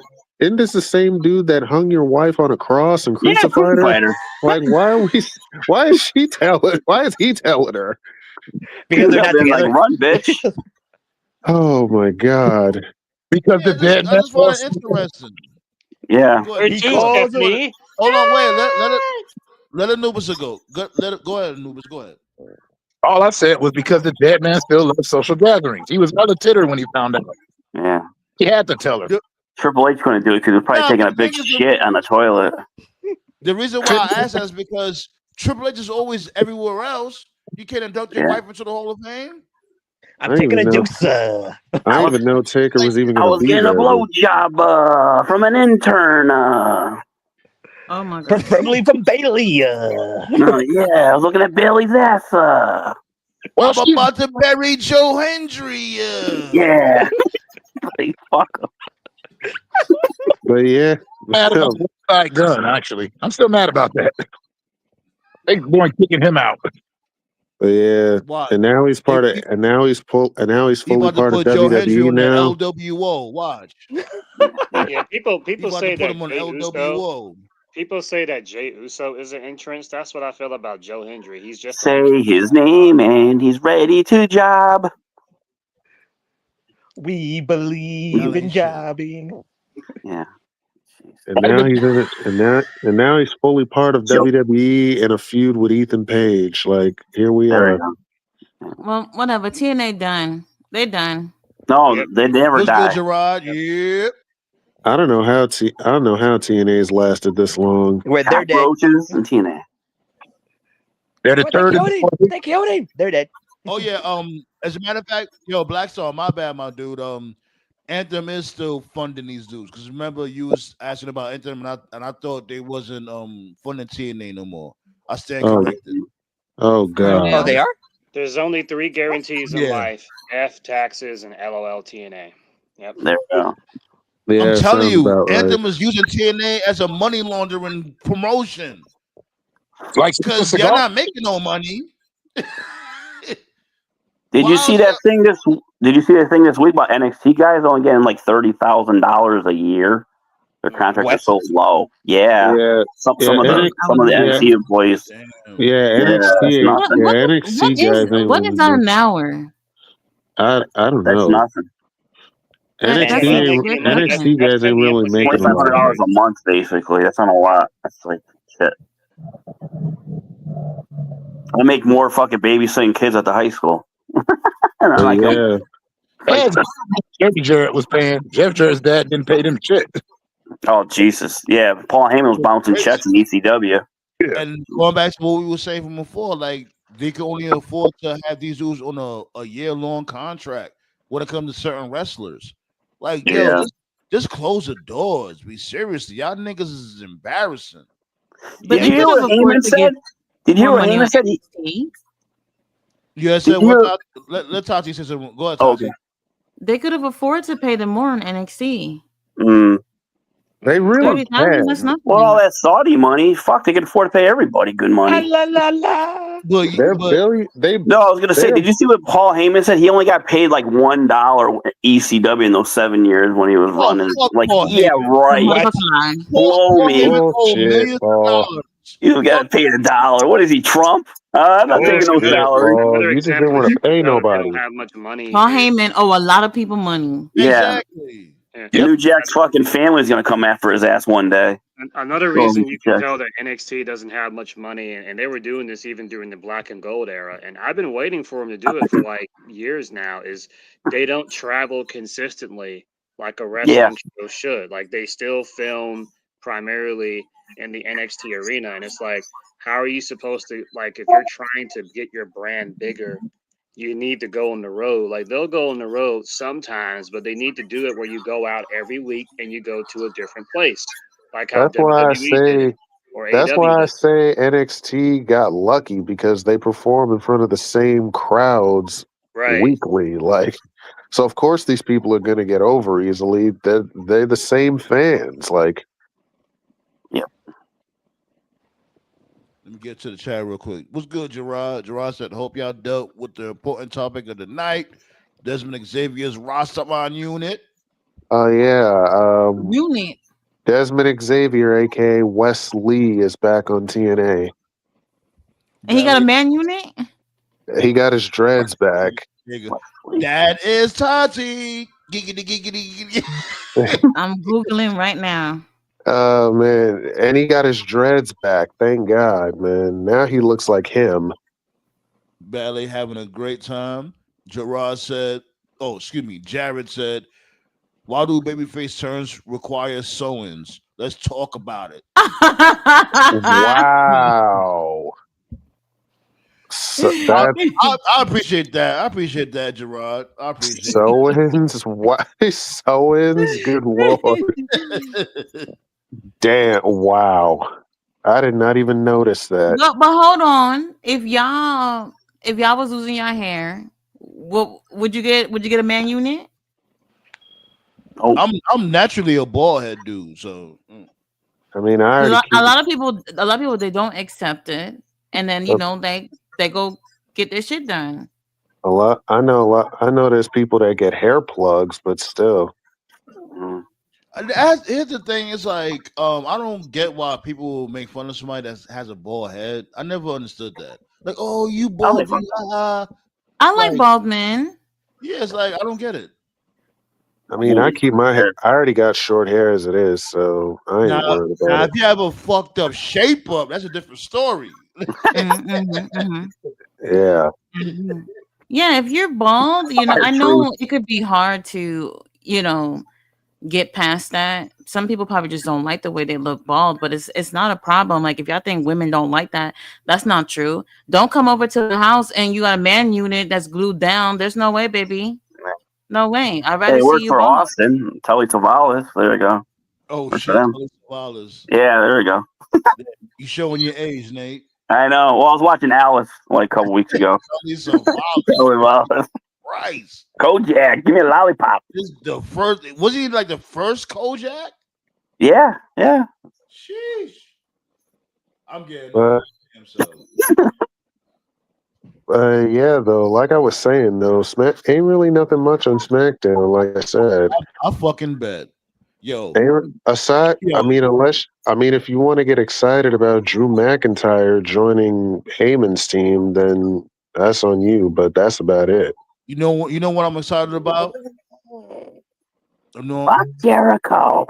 Yeah. See that fucking guy in WWE TV, Jericho. Fuck him. Retire, you fucking old fuck. Yeah. Yeah, I got a update. So Mike Santana did show up. Oh. The main event for a Turning Point was Steve Macklin and Mike Santana against Kazarian and Ryan Nemeth. They had a tag match and it went to a fuck finish when some more NXT guys invaded. So what in the bumbleclad? Oh. That's crazy. Mike Santana couldn't still be champion while this happened. I was just going to ask about that again. Or matter of fact, you couldn't have just if you wanted Kazarian to get a shot at the title, couldn't you have just had him cash in on Turning Point? Like I said. Exactly. I agree with you, TKO. You did say that. He was like, if y'all was going to pull the trigger, at least wait till the damn pay-per-view. Especially since you had him fight Santana one-on-one in a match tonight anyway. Like it was a tag team match, wasn't it? It was even if it was a tag team match, you still had them fight each other. And what is with this invasion angle? It doesn't work. Was it the B team this time? Invasion angle. It was the C with team. jobbers. It was the C team. It was the LFG dudes. Dude. Oh my god! The Black Star.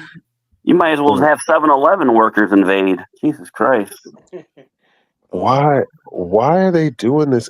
Invasion angles don't work. Like wrestling hates us, my dude. You have to embed it in your brain. Oh man, wrestling hates us. It just is what it is. I could literally book a better show on 2K with the glitches and all. I book a better show in my dreams. Sleep. Hey, I'm confused because they just did I almost said Survivor Series, but it wasn't Survivor Series. But they basically had their invasion war like on that. What was it? The one where the Saudis got upset and they had to change the name. It was going to be called Invasion, and they changed it to Insurrection or something. Showdown. Yeah, Showdown? yeah. They just did that. So, like, I don't know why they're still doing it. Like, what? I don't. Unless this is going to lead to a Survivor Series match, like an actual. So, and I don't know what the point is of this is. I don't know. That Showdown, like really, like this is the '90s or something. Well, how could they not just call it Invasion? I'm like, they own the rights to it. They did the show, so like. Because of the Gulf War. I think that's why. Even still, this is not. It's not really an invasion, though. These invasion angles don't work. And that's the thing too. It's like, come on, like they gotta stop being so damn sensitive with shit. Like, come on, like that's not the first thing people's gonna think about when they say invasion. Jesus, I think of NWO when I hear that word. So. Yes, sir. What, Tati? They will. Like, people on the internet, they're going to be like, well, that's insensitive based off the things that's going on in the Middle East and all that. So people will complain about it. I mean, they can find something creative to use, but all this shit is stupid anyway. Yeah, I'm ECW, politically incorrect. I'm damn proud of it. And it's like, my thing is this. It's like, it's like a slippery slope. They say the word invasion is offensive, and then what's next? Oh, you can't call this Raw because it's something different. You know what I'm saying? It's a slippery slope. It's like, damn, so what can we say? Like, let's really be real. When it comes to WWE, it's already soft as is. You got the wrestlers crying backstage because a fan said they suck. Well, back in the day, you couldn't say foreign object because they thought that was offensive. So they said international object or something. I'm like, what? International. Yeah. I'm like, what? You couldn't say foreign object. Did they have one in your house? Did they have one in your house called International Incident? I think that's yeah. Oh my god. What the fuck is that? I don't know anymore. It's not a foreign object. It's an international object. It's an international object. It just sounds so fucking stupid. My favorite Vinceism is it's not a hospital. It's a medical facility. Medical facility. Yeah, that's another one.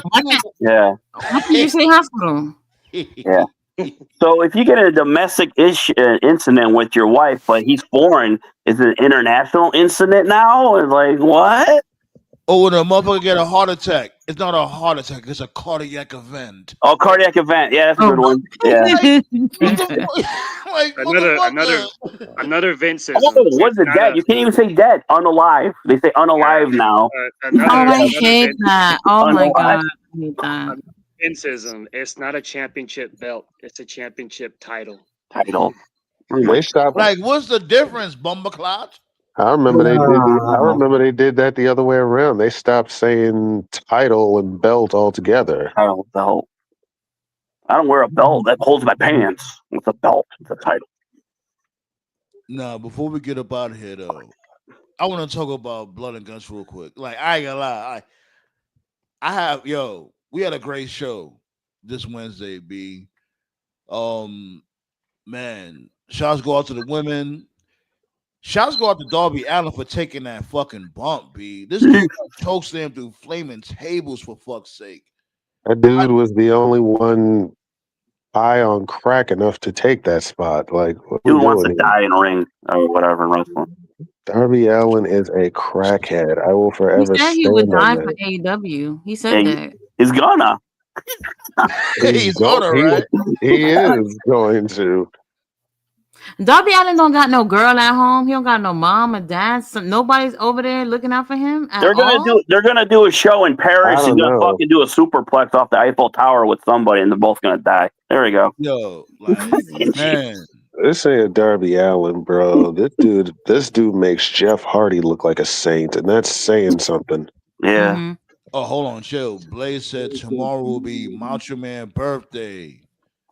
Yeah. Sheesh. Wow, he'll be 73. Wow. Man. Jeez Louise. And Shouts go out to Macho Man and Eddie Guerrero, B. Seriously. Yeah, that was his anniversary the other day. 20 years. Wow. It's really been 2 decades since Eddie died. That's wild. I was working like third shift when I heard the news that he died. I was like, what the hell? Bro, I saw it on the news when I heard Eddie died, and then literally the next day when I went to school, everybody was sad. Even ones that weren't wrestling fans knew who Eddie was. That's how real it was. It got. Eddie, like it's just so crazy. This dude, like he was what in his mid-30s? At least 37, 38, No, yeah. Eddie was 38. 38, yeah. Jeez Louise. Yeah, that's young. Really And that young. fucked up Benoit. I don't care what anybody says. That fucked his ass up. Yeah. That fucked up a lot of people, but nobody killed anyone over it. No, I know, but I knew, but I heard the stories about it too. Benoit was never the same after Eddie died, and I saw it in his matches in late 06. I'm like, he is wrestling way different. He had Jericho like writing to Eddie. It was crazy. I'm like, what? Writing Remember, letters. Kurt Angle had got into it. Is that lumberjack match? Mm. And this dude was like Eddie Guerrero didn't really want to do much, and Bubba Ray was one of the lumberjacks, and he's looking at Kurt like, "Yo," he's giving him that signal like, "Yo, what the hell is wrong with Eddie?" And Kurt Angle's like, "Yo, I don't know." He doesn't want to do anything. He kept just trying to go in the fetal position. He kept trying to he wasn't really putting up much offense. So Kurt's good, so he's gonna make it look good. And then backstage after the match, Eddie Guerrero was like, "Yo, what the hell is wrong with you? What is wrong with you?" And Kurt Angle was like, "Yo, Eddie, you wasn't doing anything. I had to do something." And he's like, "You're not safe. You're not safe to work with." And then Eddie tried to attack him, try to catch him with a double leg, and now he shouldn't have did that. Yeah. Yeah. If you want to see, I always tell younger fans, if you want to see a match where you could visibly see that something was wrong with Eddie, that first ECW one night stand, Eddie fought Benoit. It was supposed to be a dream match because ECW never got Eddie versus Benoit. The story was Eddie was very upset because he had just went heel.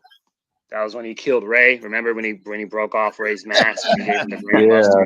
Does that make me happy? So Eddie was mad. He didn't want to do the match because he knew he was losing, and he thought that he shouldn't be losing. So they went in there, and Eddie and Benoit had a match. Now for Eddie and Benoit, obviously like an okay match is like still like a really fucking good match, but it was nowhere near as good as like their other matches. And there was a spot in the match where like Eddie just went out the ring and he was just like killing time for like I'd say maybe 3 minutes. And the crowd wasn't really shitting on it because this was the ECW crowd. And so they were shitting on like JBL, Edge, Angle, and like all the guys that were in the balcony. They were just chanting like random shit at them the whole match. But you can see when Eddie gets out the ring, something's wrong. It's like he's not breathing right. And you can see Benoit like look kind of confused and concerned. It was a very slow match. Like it was very slow. Elliot, it's a little similar to that lumberjack match I was just saying. Like Eddie was doing certain things, like he would like go into a fetal position, or he would, he would try to move away from you. You try to catch him with a grapple or whatever, and he'll move away from you. And then at the end of the match, when it was over, when Benoit won, if you read Benoit's, not Benoit, but Eddie's lips, Eddie looks at Benoit and he says, "I owe you one." because he knew it was bad. Like he knew the match, like wasn't good. So, but yeah, that's probably like the most obvious example where it's like something's wrong here. But at the time, most people didn't see anything. They were just like, okay, they had an off night or whatever. Because that was the same year where he fought Ray at Mania. That was a great match. And then he had that ladder match with Ray, which was also a good match. So, yeah, him and Rey Mysterio had fantastic matches. I think every single match they had was fantastic. Yeah, pretty much. And plus, their travel schedule, you couldn't really tell. So they're like, yeah, because they wrestled 3, 4, 5. I think that match with Ray at Mania, that's in conversation for like best opener of all time. I still think Brett champions, right? Yeah, I still think Brett and Owen is the best opener, but like Ray and Eddie is like right next to it. It's like number 2. Wasn't that when they were on the Hollywood one? Yeah, it was a Hollywood one. It was Mania 21. Yeah. That was like one of the best manias they ever did. Like top to bottom, that was a great mania. It definitely was. Yeah. What Batista said, "Are you talking to me?" I like that. Oh, did you guys see that AEW Thanksgiving commercial? It was really funny. I like that. Nah, I didn't. No, find it on YouTube. I don't think you'll get a copyright strike. It's really funny. Like Tekla's there, Eddie's there, Tony was there, Mina was there, Danielson was there. It's like a little funny, like I think it's like a 30-second skit. So shit. A matter of fact, we might have to go live for because they're gonna they're gonna be live for Thanksgiving Dynamite. I also think Survivor Series is next week, right? No, it's a couple of weeks from now, I think.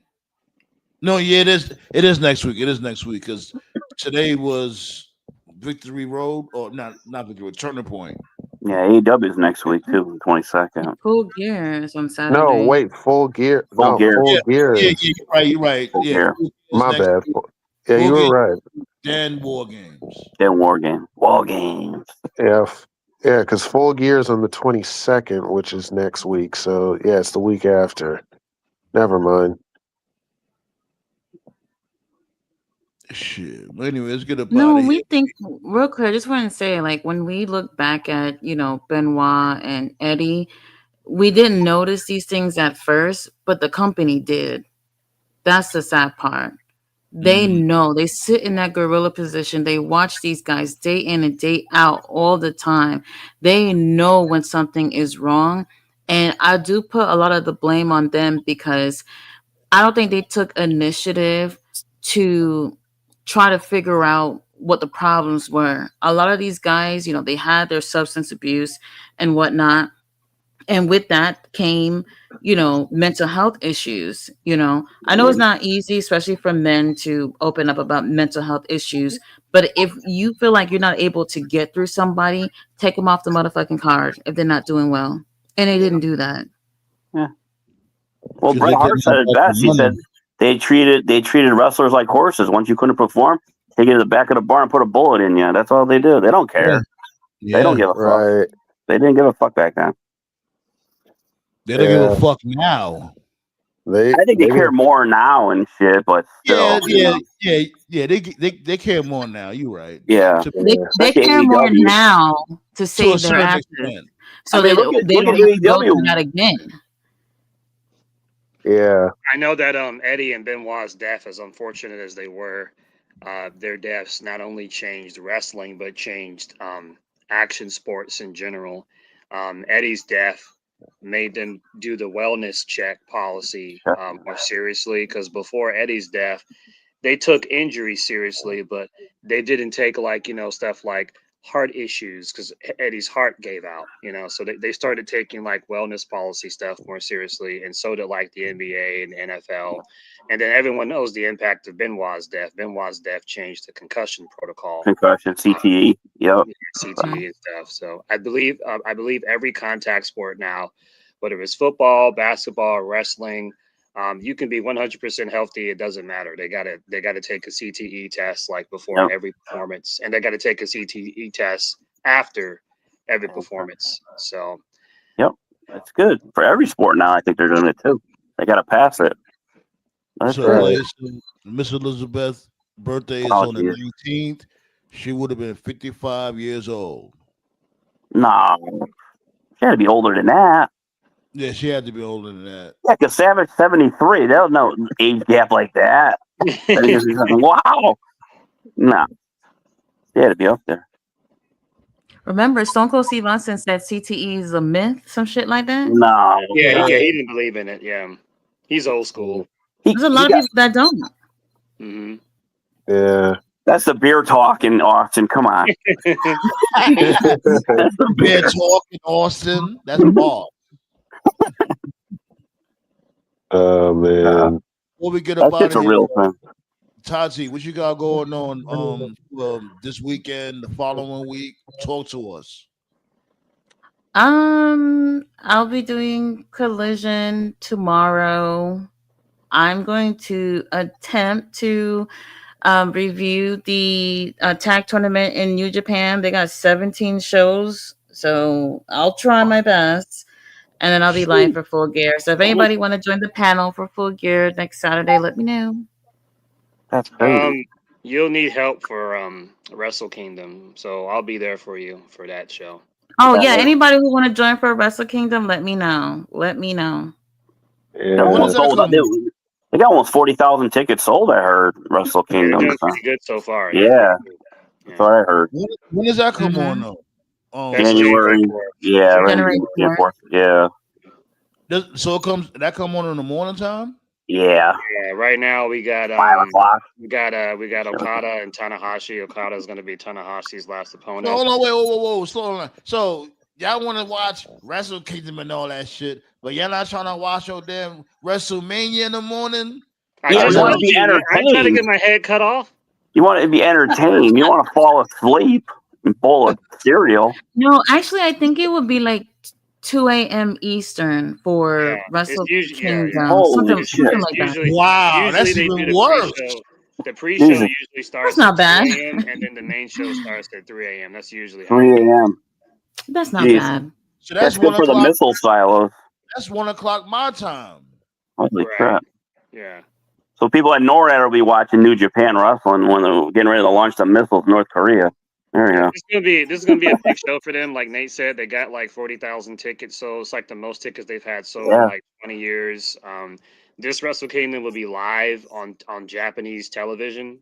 You would think it would normally be live on Japanese television, but no, it's not. So this is the first Wrestle Kingdom that will be airing live. The Aaron Wolf guy is like an Olympian. He's a gold medalist, just like Kurt Angle. So he'll be making his debut against Evil. So he's a big young prospect. Okada is going to be Tanahashi's final opponent. Takeshita will be defending the IWGP title against Yota Tsuji, title for title, because Yota Tsuji is the global champion. I believe that's what it's called. So there's a few other matches, but we don't know it yet. But yeah, Wrestle Kingdom's fun, man. I always watch it every year. It's usually the show of the year. Who's doing the commentary? Is Kevin Kelly still doing the commentary? Who's doing the commentary? Kevin Kelly's gone. No, he's gone. Oh, okay. Yeah. Anyways, it's be good. Let's get up out of here. Yo, this was a great show, B. I had a good time. We chopping it up about everything, like from Pokemon to Digimon to wrestling, all that shit. Kurt Angle versus Joe Hendry is my throwback match, by the way. What's your throwback?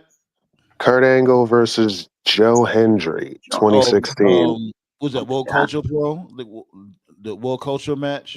Yeah. I remember that. He's been on that one. Oh. Yeah, B. So tapping with Tati when it comes to the was it the Grand Prix Wrestle Kingdom shit? Yeah.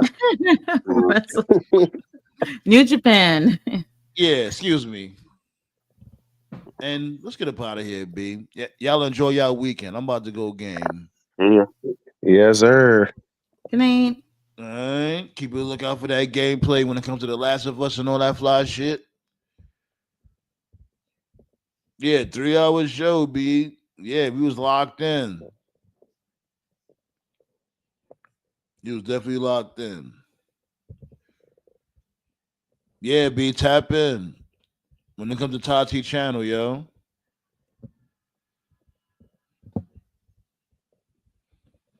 Man, what a day. I ain't gonna lie. Y'all brightened up my day today. Seriously. I had fun tonight. Looking through the chat, Ballet said, Darby been divorced.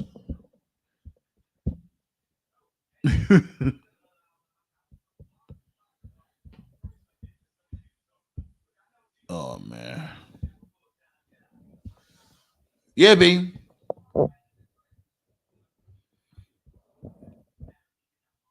Let's get up out of here, B. Appreciate y'all for pulling up. I'll see y'all next week. Feel the explosion, burn from fire. I'ma lose it when I tell that nigga turn it up. Nobody in here have an empty cup. Better run and escape and go pray. I'm a human